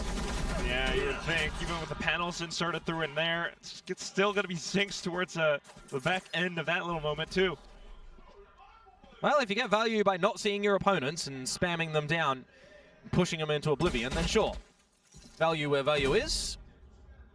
Abuse it to your heart's content. Two-player advantage now for GenG. Operator for Texture to watch the A-line. Trap in the sewers as well to stop Munchkin from getting on up as Larkia does get pressured. Garage just a little bit. He will push T1 back for a couple of seconds. Yeah, just a little. The whole team pretty much still intact. Watching out the angles. Cover going out. And Munchkin breaks the trap wire down in towards the sewers. I almost feel like now in the 2 versus 5, may as well have just left it there so you could play with the mind games of GenG a little bit later on if they felt confident in that trap. Now they know, well now GenG know that T1 are aware of that trap wire. You're going to have to change up the approach on that. 20 seconds to go, T1 in garage. To go to the C site where Zinx currently is. Don't shoot the clone, let it go past. Zinx, he's going to see the shot of Munchkin. He's going to pepper him down, and then there was Stax, who with Plant will get one to the Fury. With Death will definitely get the Fury, but... Yes. The but comes out that he's still on a donut. And Buzz hasn't really been off to a good start here either as well. Tied scoreline now, 4-4. Timeout from T1 does not come into good fashion here, as it is flawless for GenG. And Lockout completing his ultimate as well. That is going to be quite painful for T1 in the upcoming rounds. At the same time, to your earlier point, I do think Karen on this Cypher is a lovely little counter towards Buzz's Neon as well. Yeah, absolutely. If you're coming in towards the expectation of compositions here, it's a nice counter. You know, we talk about what we saw previously, where you're building a composition against your opponents and they also change. It's like, oh, well, that's Valorant for you. More Odin spam at the right spot. Larkia, are you going to get away with murder once again? No shot. Hugging the left wall. Texture, when the toxic screen goes down, Texture will spot that they have skied on by. Were the toes spotted there by Ash? Ah, doesn't matter. Buzz reads that one. Gives him a free haircut. Got a little bit too hot now, though. Texture will still be able to find the opening shot, but Meteor comes back in with the double. Zinx holding the angles, but not quite able to stand tall. And all of a sudden, the entire round handed over to T1. Good wide swing from Izu there with strength in numbers. Doesn't matter who gets the plant right now for T1. As Karon will go towards Heaven. See what damage he's going to be able to do here. Imagine a world in which Karon comes out with the 1 versus 4. Munchkin low, Meteor as well. Drawn even lower. That's pretty much all you're going to be able to find here potentially. I was just looking back onto some things for our Jet head-to-head here, Quack from Breeze, right? Texture and Buzz. Before this map started, Texture was 16-5 against Buzz in this best of 3. That's insane. He just killed him there, so that's 17-5. Didn't track the previous couple of kills in this map, but it is certainly a head-to-head ever so in Texture's favor. Still T1 with the round though. Able to use Buzz as the sacrificial lamb somewhat. Yeah, but he does well to find the opener onto Ash. Just sees him before the smoke comes into play, so that's experience. Nice crosshair towards the face. And now both teams with all ultimates online. Yeah, I can't remember the last time I've seen 10 ults in the server, to be honest with you.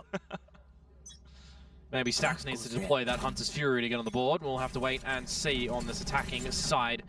The team get past go, first and foremost. Texture with the operator, as Munchkin has snuck on by.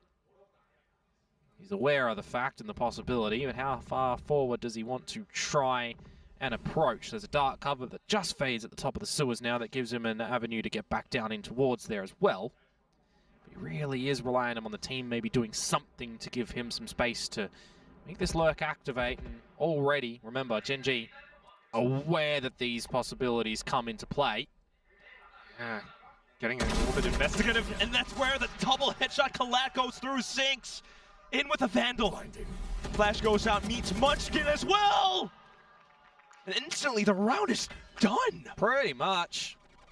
Great paranoia for that 1 versus 1, but Zinx, some would call that very ambitious to go through mid-dry. But as that Yoru going down, just very focused on finding the timing against T1, gets it gorgeously. And next round is going to be another all 10 ults available. A tied scoreline here. Save simulator. Certainly feels that way, but that's just because of how the rounds play out. Everything ending in an instant.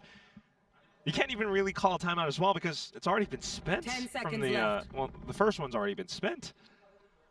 I mean, you'd be a bit silly to call a timeout in this bit.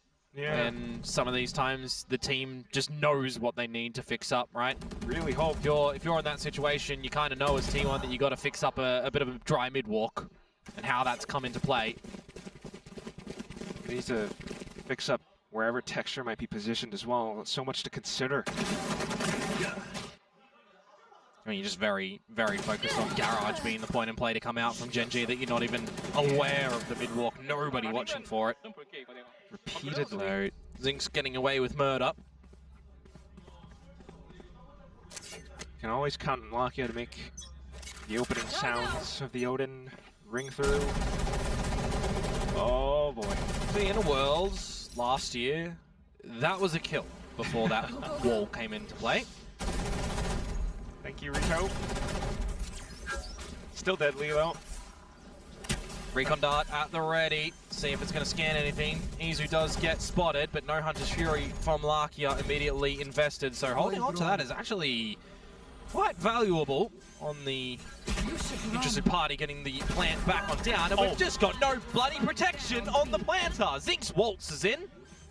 The lockdown going through as well, possibly a counter one coming in. Spike planted. With the Hunter's Fury and everything all available. Go, go, go. Beaming on through, allowing for Texture to sneak on up. Alongside Ash, who managed to perhaps get vision up top. Everything's still smoked off though. Spotted out by the barrel. Buzz hops away into safety, but Texture wants to go in for the chase! Gets him with the blades at the end. Lakia now coming in with added fire cover, just suppressing fire all the way through, but Meteor with the same idea, hops in with the shorty at the end!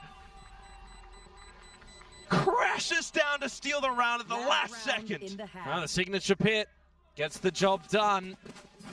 It's kind of close in the end as well. Criminal that no one's protecting the planter though, to be honest with you, for T1, but at the end of the day, you do scrape by with the victory, sending in towards the pit. The shorty gets the job done because of the decay on the opponents last round of the half. And we're needing to see some blessings bestowed upon Stacks perhaps here to not see 0 for the half.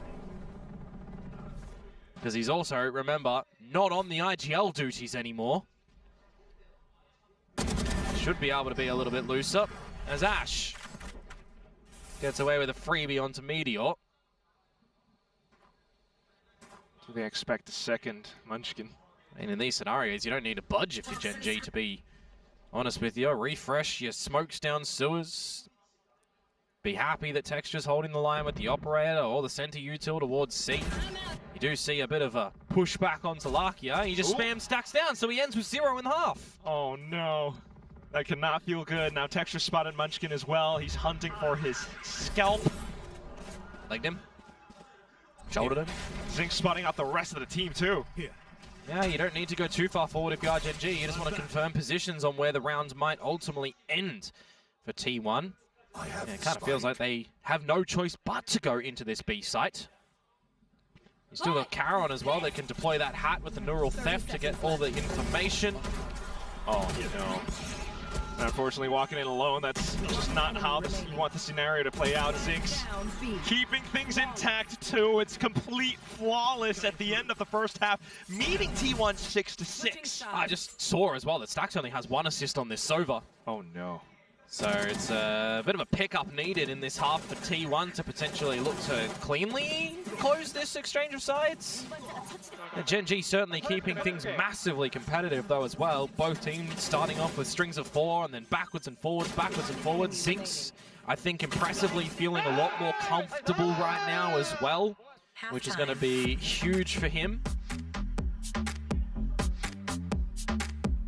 Such courageous decisions, shall we say, to walk on up and seemingly taking duels down to the final end. If it's the recognition of, you know, your team to allow you to frolic on down, right? If Lakia is deciding and seeing that there is that gap and coming for Zinx to do that, it's great. If Zinx is taking the initiative to do it himself as well because the team is allowing him to go for these, I'll call them measured risks, it's also great, right? Sometimes you do need to take a little bit of these positions to catch your opponents off guard and really ingrain yourself within the roster and feel like a part of the team. So it'll only get better with time.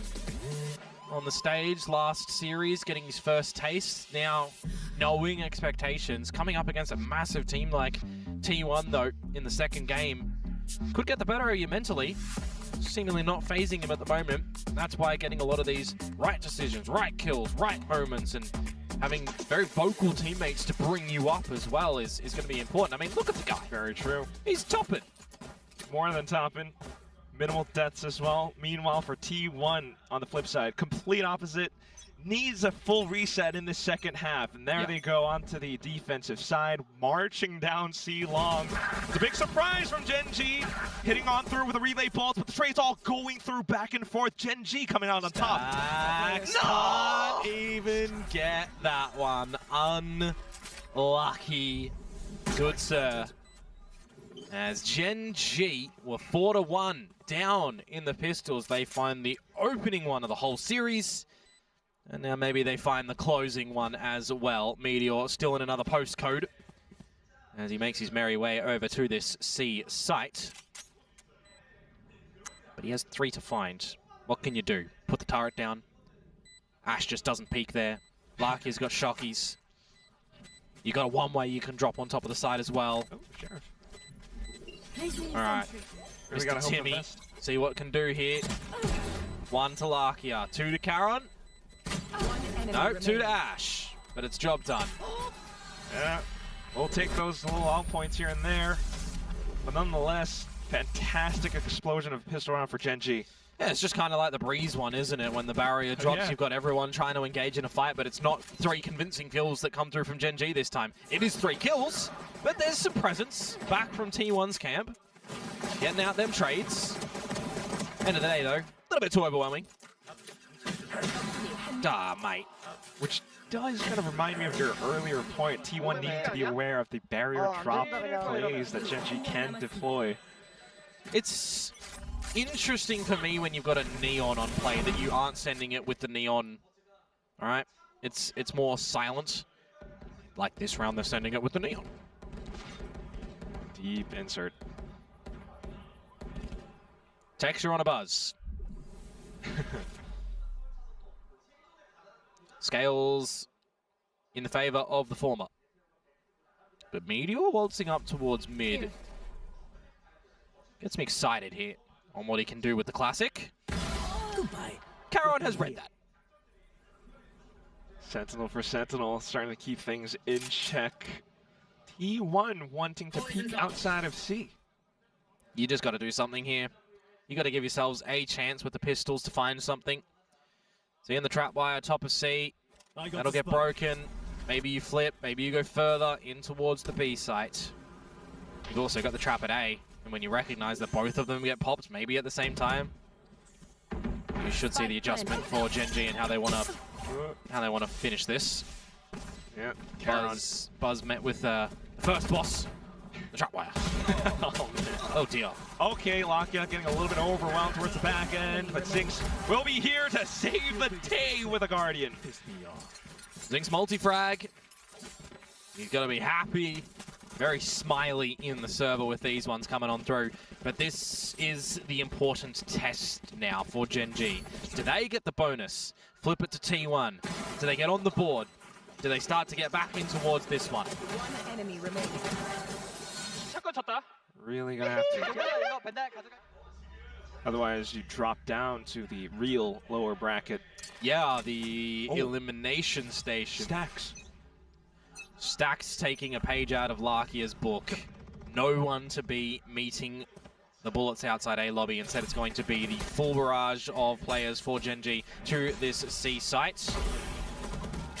Munchkin finding first contact towards back flat. Texture, though, playing around the cloudbursts. Good paranoia as well. If Munchkin was still up on plat, it would have absolutely found that kill. Karon falls. Snakebite coming in too, and now the whole team unfortunately dropping all around thanks to T1 anticipating the upcoming play. Just having the right numbers at that site early on as well, and the right stall protocols too. If you've got this double dive, you've only really got Texture that can smoke for himself. You've got Zinx trying to TP to the back of the site, which does get hurt. It's a little bit later in the play when the flash expires.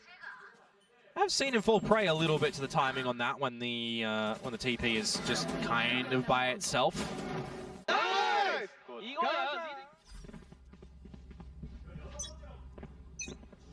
See, now the Odin would be better placed for the spam towards A lobby, because it's by its lonesome self for Stacks at this A site currently.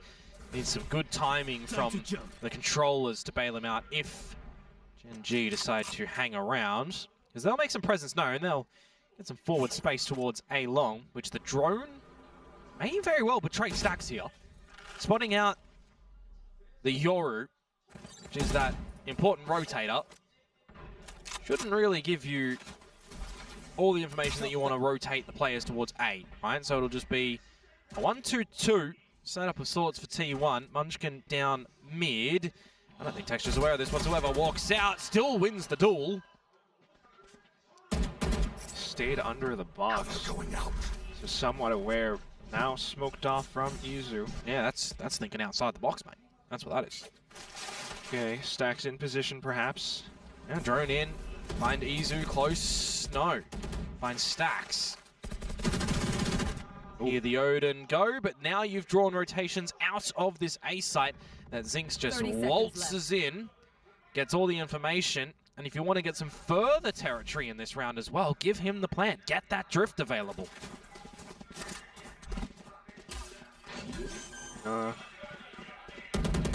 Handing it over to Ash instead, but it's a 5 versus 4. If you want some protocols for a retake at the moment, you've got Dart, you've got Paranoia, you've got Buzz with Relay, Bolt, and Wall. These are bread and butter retakes that you practice. Going in with the wall, at least. Recon towards the back as well, but GenG also aware. Plus, you still have that Odin, unfortunately not able to come online. Yeah, the problem with that one as well is the refresh time on GenG's utility was ready as soon as the spike went down. So it was a couple of seconds separating that one, and it just comes online at the right time for GenG to seal the deal. Take out Buzz. That's all she wrote. Meteor falls as well, on for a hunt. This is a hurtful round for T1. They will hold on to some guns. Stacks is on the board! Doubling. Only up from here. Let's go. No, but truthfully though, I mean, that's really what you do need. Mental reset coming in. Still though, the way the rounds are going, GenG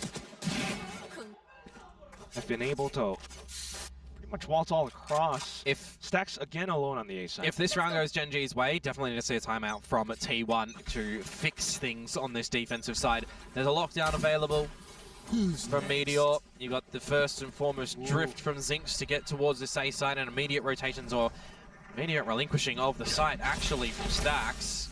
Wow. There's all a ruse. Immediately heard by T1. Just look at this.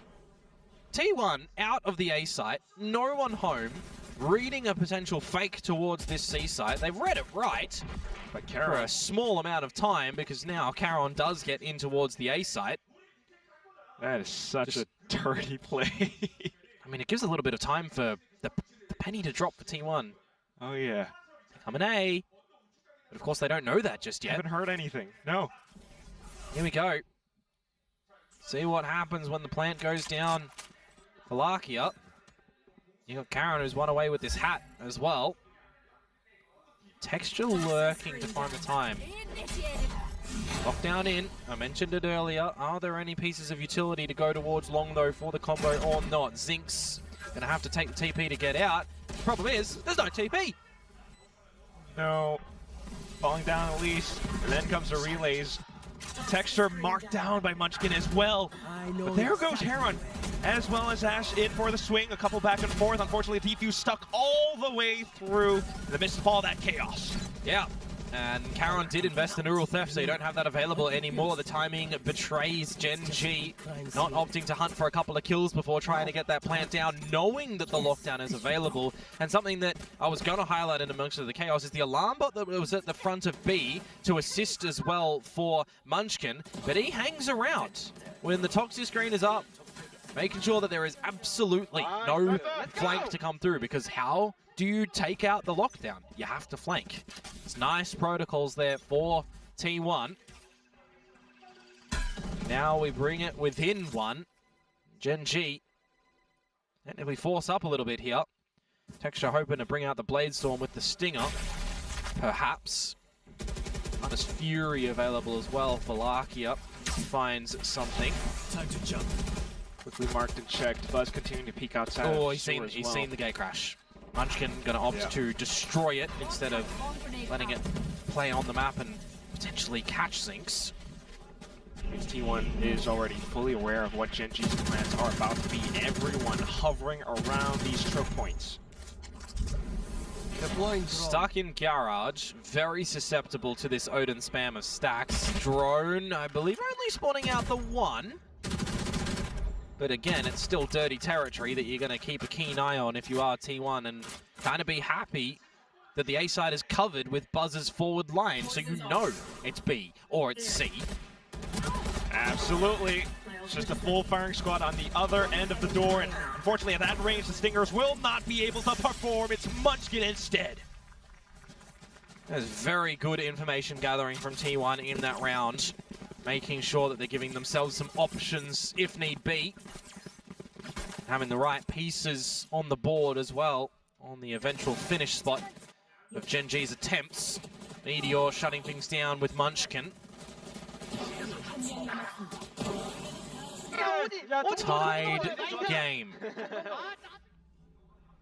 Jump them.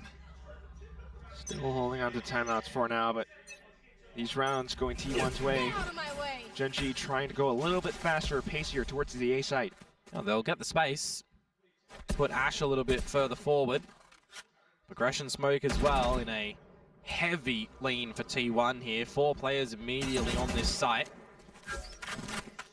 The expectation it might look to be faster for GenG. They're going to regroup down towards long to potentially gain the space for themselves. Zinx, sorry, should be okay to get out of dodge. He's still got half of this time on the gate crash. Super early. Take flight. Keep T1 invested as much as possible. Meanwhile, trying to get the spike over onto this B site, perhaps TP'd across. Texture marking down a link. 2 blades to go. He's only got a classic to back this one up, so he definitely needs to find a swift headshot, you'd assume. Oh, he's TP'd in towards the spawn, but just gets the read. Enough for Meteor to get onto the spike. Unfortunately, no vision. It's going to be the Hunter's Fury from Lakia to hold it safe instead. Texture goes in, retrieves the Phantom, swings on out. Stacks managed to hold it close with the Odin. Now Pop Flash is at the ready, but Munchkin springs out from Garage. And then here come the hailfire of bullets. Lakia able to deal against it. Spike Diffuser killed. Shorty at hand. Munchkin wants to take him out.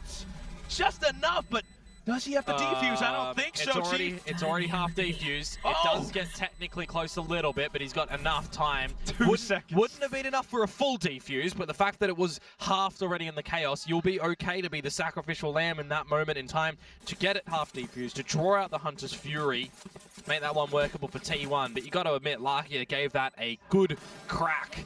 So did Texture. When the blades expire, looking to try and find it. Had he navigated onto stacks first, could have been a different scenario.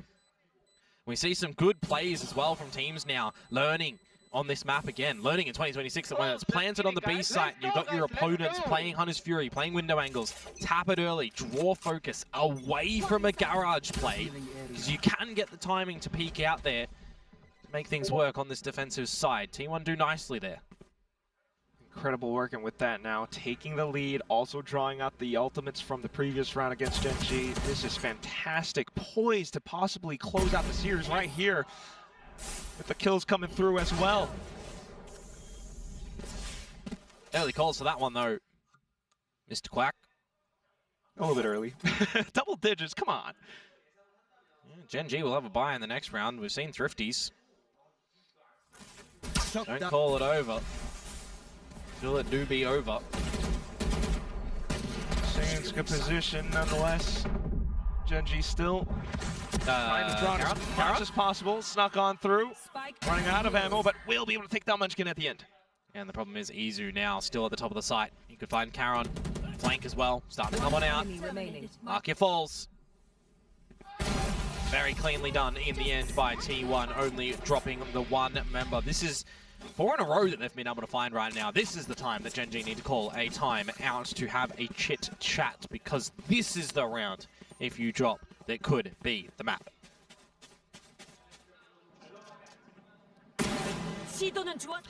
Keeping my eyes on the timer at the moment, folks. Are we going to have a timeout or not from GenG? We're not seeing a pause just yet. We will not be having a pause. Coaching staff of GenG feel confident then that this is okay, that they can gather this round and not have to fight into overtime. And they lose texture first and foremost. Tough to recover now. Window smoked off. Also gotta try and play around these 4 ults that T1 have up their sleeves. Lockdown, Pit, Hunter's Fury, Meteor, stopping you from getting in again and again. The C site does not work for GenG. Match point. They try and try, but it continues to fall off. Now it's 5 rounds in a row for T1, and we are thinking to GenG, you fell off on this map, aren't we? 5 in a row. Not able to break in, not able to protect these spikes when they go onto the floor. The timeout will come into play now, but you have to push for OT to win this one as GenG. Your chances in this series, when nearly everyone was thinking you had no way of getting into this series, you should not be winning it. Map 1, made us eat our words. Map 2, okay. Yeah, it looks wonky. First half of this map, all right, you start off atrociously with the 4-0 loss. You come back, you start to look all right, you get the pistol in this half, you get the second, you drop the bonus, you immediately answer back. Things are looking up, GenG. 5 in a row from T1. Now, working against ultimates as well, it just makes it that much more. Oh, mate, the deck is absolutely stacked for T1 right now. Insurmountable. And they don't even need to top deck something nicely. They can wait for the draw to all come out. Hence this timeout, trying to cook up as much as possible. With the composition that they do have, with the arsenal that they I'm do very have. surprised they didn't call a timeout for the previous one to try and scourge away to win this one in regulation. Slight oversight perhaps, we'll see. This is crazy, crazy. This is 5 middle for T1. Just going through with it. Complete spams, walks down. Can't even really retrieve the spike. Why is my spike player playing first? No. Why is Larkia first? And then you have the pit. Straight on through with the shorty. I hear your frustrations, Komodo. I know you want to scream. I want to question decisions. Oh boy. And you know that GenG are going to be kicking themselves at a couple that they've made in this series. Of all the ways that this could possibly end. Still trying to recover. It's going to be Texture to make his first move. So they can retrieve the spike now. That's a bonus. The space has been gifted back on over. 40 seconds to go, but you've lost Lakia, you've lost Zinx. We need to see heroic moments come through for GenG now. 2 nanos on the site as well with 30 seconds to go. But I remember the Meteor's dead, so it doesn't matter. It's going to be a retake now from T1 into this A site. And we have to see good crosshair placement. We have to see good crosshairs. We have to see Stacks not deploy the Hunter's Fury. It's going to be used in post. Got recons, got shock darts as well. And not to mention Buzz. So everything set up for success. Texture though, unchecked. That's the first shot against Buzz. They know where Karen is. Surely going on through, but there goes Texture. Izu pulls out the shorty. Karen way too low. Here. And you mentioned, you called it. They know exactly where to look. Triangulated into the smoke. A stray bullet is all it took. 13-9 will be the final scoreline on Haven. 2-1 at the end of the series. T1 takes it. Yeah, it took us the distance, that's for sure, but no double digits from the non-triumphant team in all of these maps. T1. Everyone thinking that they are going to be a bit of a super team. We've had some slip-ups already in this kickoff here in Pacific. But they will continue on in a bit of this middle bracket as GenG will fall. And we start to get a better idea on how this lower bracket is going to play out. The teams that risk elimination, the teams that cannot make Masters Santiago, and also teams that are going to be fighting at the chance to get there as well, with some winners games coming up soon. Winners of this one, T1. Going to be learning a lot in this series as well. Everyone in this series will be learning a lot. I guess that's what it is, you know, especially for the kickoff of 2026. A lot to change up and a lot of different things to learn and play on through with new players, new agents, new changes to the game. But for now, with the way that they have performed back and forth, I gotta say, praise towards Zinx. I think it is a massive difference from the last time we saw him in the server towards today. We've got some learning and growth for GenG still as well. But now T1, as the victors, we get to hear some words from down on the stage.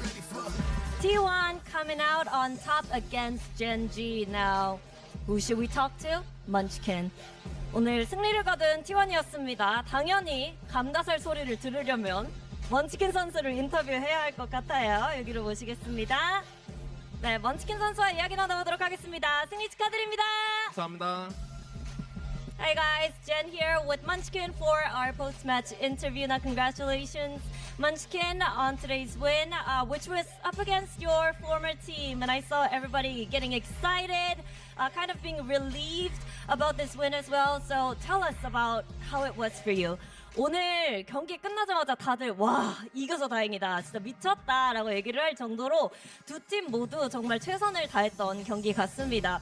아무래도 뭔가 친정팀 젠지를 생각보다 빨리 만난 듯한 느낌도 들었는데 오늘 승리를 거둔 소감부터 여쭤보고 싶네요. 일단 친정팀인 젠지를 이기게 돼서 일단 기분이 너무 좋고요. 저희가 너무 빠르게 그 밑으로 내려와가지고 젠지를 이렇게 빨리 만날 줄을 몰랐는데 네, 역시 쉽지 않은 경기였던 것 같습니다. Well, it definitely feels good to beat my former team GenG, but honestly, I didn't think that we would face each other this early on during the kickoff. I mean, we both dropped down to the middle bracket, which wasn't really expected, but a win definitely feels good. Now, Munchkin, when it comes to T1, we kind of call you guys the super team, but how are you guys embracing that title, or is the sentiment more of let's not let that affect us, let's not have too much pressure on us? Which one is it? 일단 T1 로스터가 결성이 되고 나서 슈퍼팀으로 불리게 됐습니다. 또 그만큼 기대도 많이 받고 엄격한 평가가 따라오는 거는 어쩔 수 없는 것 같기는 하거든요. 좀 이 슈퍼팀답게 좋은 모습을 보여줘야겠다라는 마음이 더 큰지, 아니면 일단 최선을 다하되 너무 많이 스스로 부담감을 주게 하지는 말자, 어느 쪽일까요? 일단 뭐 많은 분들이 저희를 슈퍼팀으로 불러주시고 저희도 멤버가 좋다는 걸 인지하고 있지만 그런 부분에 그런 부분을 신경 쓰지 않기 위해서 항상 준비하고 있고 경기에 임하고 있고 저희는 일단 길게 보고 있기 때문에 결국 목표는 챔피언스 우승이어서 저희가 만들어가는 게임이 어렵기도 해서 네, 지금 아직 많이 삐걱거릴 수도 있지만 지켜봐 주시면 계속 좋은 경기력으로 네, 보답하겠습니다. Well, yeah, a lot of people see us as the super team, perceive us as the super team, and we do have a very strong roster, but at the same time, we're not trying to let that affect our game plan because we're playing the long game here. Our ultimate goal this year is to win champions, and right now, at this stage of the tournament, we still have a lot of work to do, but please have faith in us because we're trying really hard, and we will deliver and ultimately show you guys what a super team should look like. Now, I think the biggest question when it came to today's match against GenG was, hey, was Munchkin the key to GenG's haven for the last couple of years? Do you feel like today kind of answers that question? 일단 오늘 경기 헤이븐이 뜨자마자 드디어 알 수 있겠다. 그동안 젠지의 헤이븐 본체는 먼치킨이었을까? 라는 질문이 떠오르기도 했었거든요. 오늘의 경기 결과가 조금 그거에 대한 대답이 될 수 있다고 보시나요? 뭐 그렇지 않을까요? 아무래도 저희가 이겼기 때문에. 하지만 그 젠지 형들도 이 조합에 대해서 너무 잘 알고 있고, 하지만 이 바이퍼 플레이하는 사람의 경험치가 가장 중요하기 때문에 네, 그렇다고 생각합니다. I would say so because we did win Haven today, and obviously GenG has strong Haven, and they're familiar with how we run things back in 2024 and 2025.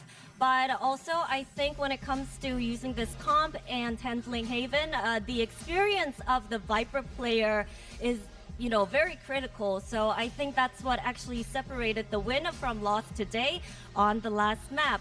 Now, lastly, Bane earlier today, and you were on the stage for this, said, you know what, now that we won, we're just gonna enjoy watching GenG versus T1 and be really relaxed on our way back. Now you need to face DRX. So is there anything you would like to say to Bane or DRX? 일단 베인 선수가 아까 선수들 다 무대에 올라와 있을 때 우리 좀 편하게 집 가는 길에 재밌게 보겠습니다라고 얘기를 했는데 T1이 이겼으니까 이제 DRX를 만나야 되거든요. 베인 선수나 DRX에게 하고 싶은 말이 있을까요? 아니 아까 하빈이한테 저희가 그 무대에서 어느 팀 응원하냐고 물어봤잖아요. 근데 저희를 선택 안 하더라고요. 네. 하빈이가 줄을 잘못 썼기 때문에 네, 저희가 경기에서 아주 혼쭐 내주기로 하겠습니다. 알겠습니다. Hey, when Bane was on stage doing the interview, he didn't really predict T1 win, and I feel like he just didn't really pull the right strings here. So we're just gonna teach him a lesson and make sure who to support the next time the same question is asked. Well, thank you, Munchkin, and best of luck. 네, 이렇게 해서 먼치킨 선수 만나봤고요. 저희는 내일 다시 돌아오도록 하겠습니다. What a day for Korean Valorant. T1 ended up closing it out there, but it was a close one. And a little bit of shade there from Munchkin saying that, the Haven diff was the Viper diff. Yeah, I mean, I can't blame him. I mean, it's easy to be a Viper diff when there's not a Viper on the other side of it. He did play very well, and he undoubtedly was one of the keys to them winning. I mean, T1 earning themselves a win, but I can't help but think after seeing all of these Korean teams play today, there hasn't really been one that's emerged as like an elite team. I feel like there's a little bit of shakiness in every single one of these teams, and they're still figuring things out. T1 though, just enough star power to get them across the line there. I think Meteor and Munchkin really having some big games there on Haven to get them across the line, despite the fact that you had some big heroics from some of the GenG players as well. Zinx had a phenomenal map this map. He was doing his best to get that win for GenG, especially after a poor performance in map 2. He really stepped his game up. That's hard to do as a rookie. A lot of respect for him, but it's not enough today. T1s are the one who get that win across the line. I think, it's that experience of this team. When their backs are against the wall, when the pressure is at its highest, that's when this team really comes to play. I think right at the end of the game, you could see it here. GenG, they're on that attacking side. Things are getting close. All they need to do is just get the right couple of calls in, get the last couple of attacking rounds across the line. And what did T1 do? Nothing that special. They just trusted the wall that is Meteor and Munchkin and sat in their setups and let GenG come to them, and they were very easily able to deal with them. It must be so frustrating to be GenG right now, knowing exactly that this was absolutely winnable for them if it weren't for these couple of small things that kind of snowballed into much bigger things. And honestly, the way it was won, it was kind of interesting. If you look at the stats of all the individual players, it's a little bit surprising, a lot of it landing into heroics. I mean, that's why I say, like, I think some of it does come down to the player familiarity, the history, the pressure that you have on this game, being the team that is familiar with your opponent, but also the pressure of being sent into the lower bracket and all of the expectations around these two big orgs and all these big name players. I mean, that goes without saying. But I think at the end of the day, in these kind of Korean derbies where these teams are a bit more familiar with each other, you do get some weird results, you do get some weird individual performances, and I mean, it's crazy that you get two players sub 100 ACS on the winning team. You don't see that too often. I mean, that is crazy. It goes to show you just how much of a shift Izu, Meteor, and Munchkin put in. Almost a 3v5, honestly, in this map. I mean, you know, the util is still there, but really, that's the star power of this T1 team. GenG are going to be kicking themselves that they couldn't win this map 3, and they're going to find themselves in that very lower bracket, out of chances, back against the wall. GenG could be the first team sent home from kickoff 2026. Yeah, that's right. This is their last life coming up, and you know, some of the predictions people were saying, you know, ended up coming true. Meteor ends up being our match MVP. This guy, it's actually really hard who would end the day on T1 as the match MVP, because any of them full well could have been, but Meteor, no surprise at all. Yeah, you know what they say? They say big time players make big time plays in big time games, and he did that. He did exactly that. Is that what they say? Big time? Is that what they say? Yeah, they mostly say big time. That's the general sentiment here. I like it. Okay. Meteor had a great map. They had a great series. You had a big time series. There's no two ways about it. Wow. Yeah, one of the biggest of all time. Yeah, you know, big time is synonymous with good. Yeah. So. Yeah. Okay. Did you even think about that before you said that? Not really. He's it's like written on the back of his hand right now. Oh my god. Alright, I mean, I'm already looking at that lower bracket. Team Secret versus Zeta. And the other game is Barrel GenG. That's crazy. Korean team will be sent out in last place. And I don't think it's safe to say which one of them it's going to be. Barrel was pretty solid against DRX today. I don't necessarily think I can predict which one of those teams is going to win that series, to be honest. I mean, I agree. This bracket is really starting to flesh itself out now. Even in the middle bracket, we're going to see DRX against T1. More Koreans clashing, as well as DFMG. That will be a great game. I'm really excited for this next round of games because it looks so even. Exactly. I think, you know, we've seen GE, DFM face each other already, but I think this is going to be very different because we're seeing DFM come on an upward swing, whereas Global, I'm not sure at this point. They did, you know, get a 2-0 against Zeta, but I think they've been... things are changing. There's like a vibe shift on that squad, so I'm very curious how their second matchup will be. And of course, tomorrow is going to be very exciting as well. We've got the upper bracket with our Q and Paper Rex, but apparently, first, the most important game of all, it's Build Diff. And we had Buzz. I should have known I'm going to be screwed when I have the same roster as Big Time. Yeah, that's rude. That's a big time mistake if you ask me. You couldn't even get your logo right on Buzz. Like, what are you doing? Yeah. He was never on GenG. Buzz plays on GenG. No, but I mean, I was really backing on my team today. It was a big time. No, I think I don't know who's got this today. I think you don't want Buzz, but I think it could be Ewok. You've got GenG Buzz there, which is kind of crazy. It's got to be Ewok. GenG Buzz would have been interesting. It could be Ewok. I think. And Mika and Ewok. Mika's going crazy right now. Wow. I mean, she might be winning. You know Mika what's might really be winning right now. So Mika picked Izu, which looked like a kind of a crazy pick when you had all those options. None of us picked Izu. She got -3 multiple times. Yeah. It's still just diffs. But Izu freaking popped off. He did. On every single map today. I think Mika's on top. Yeah. This might be a first. Hold on. We're tabulating. We're calculating. No, it's not the first time. It's not the first time. It's not the first time. She's gone before. This is not Ewok. the first Okay, He's locked in. He's locked in. Look, he's actually got a good 10 points on like the rest of the competition. This guy knows how to put together a roster. This guy coming That's on to our deck. Never would have guessed. I've never seen him assemble a roster before. I'm actually quite surprised he's been able to put together a winning team. Yeah. Well, Quack and Komodo also, let's give them a good shout out for continuing to be our favorite bottom casters. So That was a pause there. I was looking for the right word. What do you mean? All right, games tomorrow. Nongshin will take on Full Sense. That'll be an interesting upper bracket game. And the El Clasico that is PRX RRQ. Oh, yeah. You just see these two teams up the top. It's kind of turning into the SEA Derby at this point. Yeah, I mean, both these games are absolute bangers. I mean, I can't wait to see this Full Sense team play again. I'm so high on these guys, but, you know, the winners of these games will play off for that very top seed here in Pacific. So all to play for tomorrow. They're matches you do not want to miss. Yes. Oh, definitely They're not. so close to Nongshim. Santiago right now. Yeah. I mean, Nongshim going through to Santiago through the upper bracket would be some insanity. But I'm riding the hype train. I'm ready. Yeah. I want to see it This happen. is their second chance here in Pacific. You know, Yeah. they They've learned a re-qualified lot. back in, and they are finally looking at the form that we were hoping to see last year. So Toronto's going to be very exciting. And with that, I think that's all we have for today, because we got 2 more days of matches to come up. Pilski big time with all his big time puns. It's These been big great. time quotes. It is a phrase. I didn't make this up. Wait, we have our before we go, our Dubai yeah. Chewy chocolate chewy cookie. Made by our wonderful producer Yes. and his family. You give don't this a even know go. what this is. I So have why no you should idea try this. what flavor this is. I'm going to give this a bite and pass this They're to all you. the same flavor. Okay, let me read this up. There's no flavor. Yeah, this is this is mega trending in Korea right now. It's the outside isn't mochi. It's actually made of marshmallow. And our producer Jay That's crazy. made this at home with his wife for us. And I Wow. wish I brought mine up here. I was planning to eat it. You guys are sharing it. That's so cute. Whoa. That's insane. That's actually really good. That's great. Jay, hang up the producer sticks. It's time to open a bakery. All right? Yeah. It's good? All right, I'll definitely try mine later.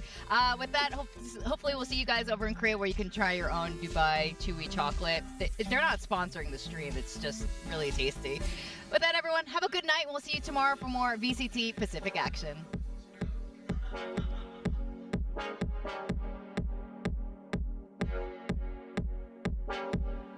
It's Corona and only B exists. Yeah, been working so well for them. They're just going to do it.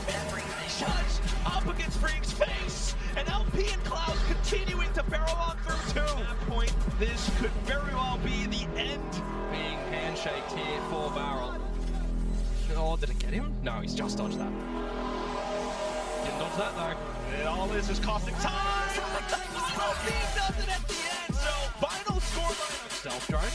Stealth Drone will actually remove his ability to TP out. And that's go time for DRX. He'll take Youngman with another shot. Armageddon will blow right by, but kind of left. LP now making moves out of the rock, but sniped up by Monko. Here comes Sexy on the Odin, and unfortunately only sprays down onto one. Soon up, caught down with his pants on the ground. Oh, everyone's split right now. Not much. Down short. Monko still inside of the smoke. So he springs Monko. The spike's not committed yet, and Neo trying to play on through. Getting tagged by the Brawlers with the headshot at the very end. And that will be that. Earn everything. Working through mid, right? In through Munchkin, in through Meteor, to see how they're going to play that one. Make a decision. He decides to go right at this moment down. The rest of the team trying to pick up the pace. But still, you got to watch out for Lockout. Jiggle back and forth, and there he goes. Gets off the first at least, but half off at least. Then makes the move. Looks for a couple of taps, but there goes Texture. Seen that name in the kill feed. He's seen Quick reactions for now, at least. Immediate with the Saturate and the Orbital Strike. Zing's still close enough with that one when the Saturate came down. In terms of ult recycling, it's not the worst. As Munchkin is going to lay her down an ace. Interested party getting the plant back on down, and we've just got no. Everything's still smoked off though. Spotted out by the barrel. Buzz hops away into safety, but Texas wants to go in for the chase. Added fire cover, just suppressing fire all the way through, but Meteor with the same idea. Hops in with the shorty at the end. It is a massive difference from the last time we saw him in the server towards today.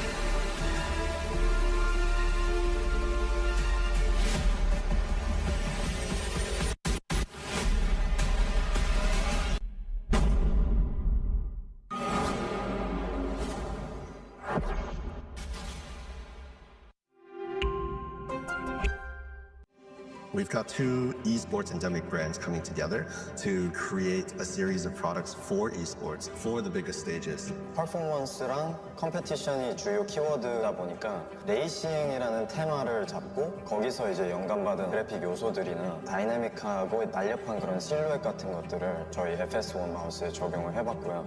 我们希望可以协助 POSA 成为电竞圈的顶尖品牌，而 VOXY 是其中一个助力。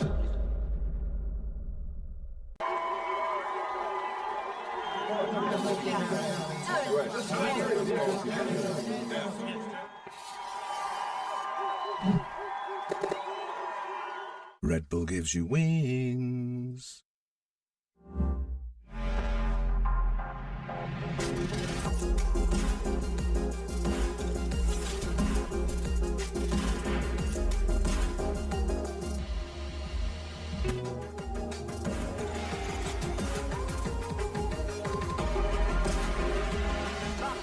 Push, push, push.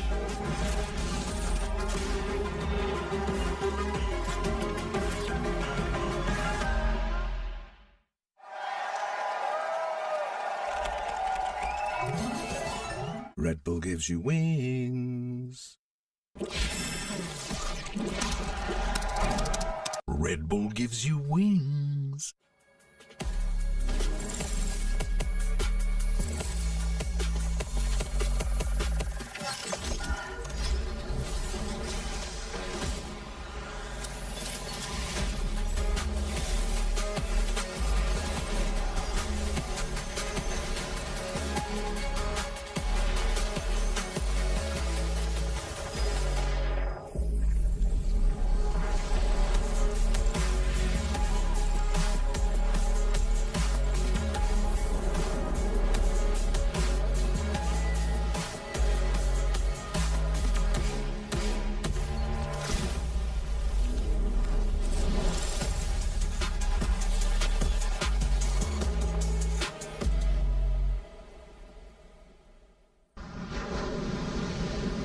This is VCT Pacific 2026.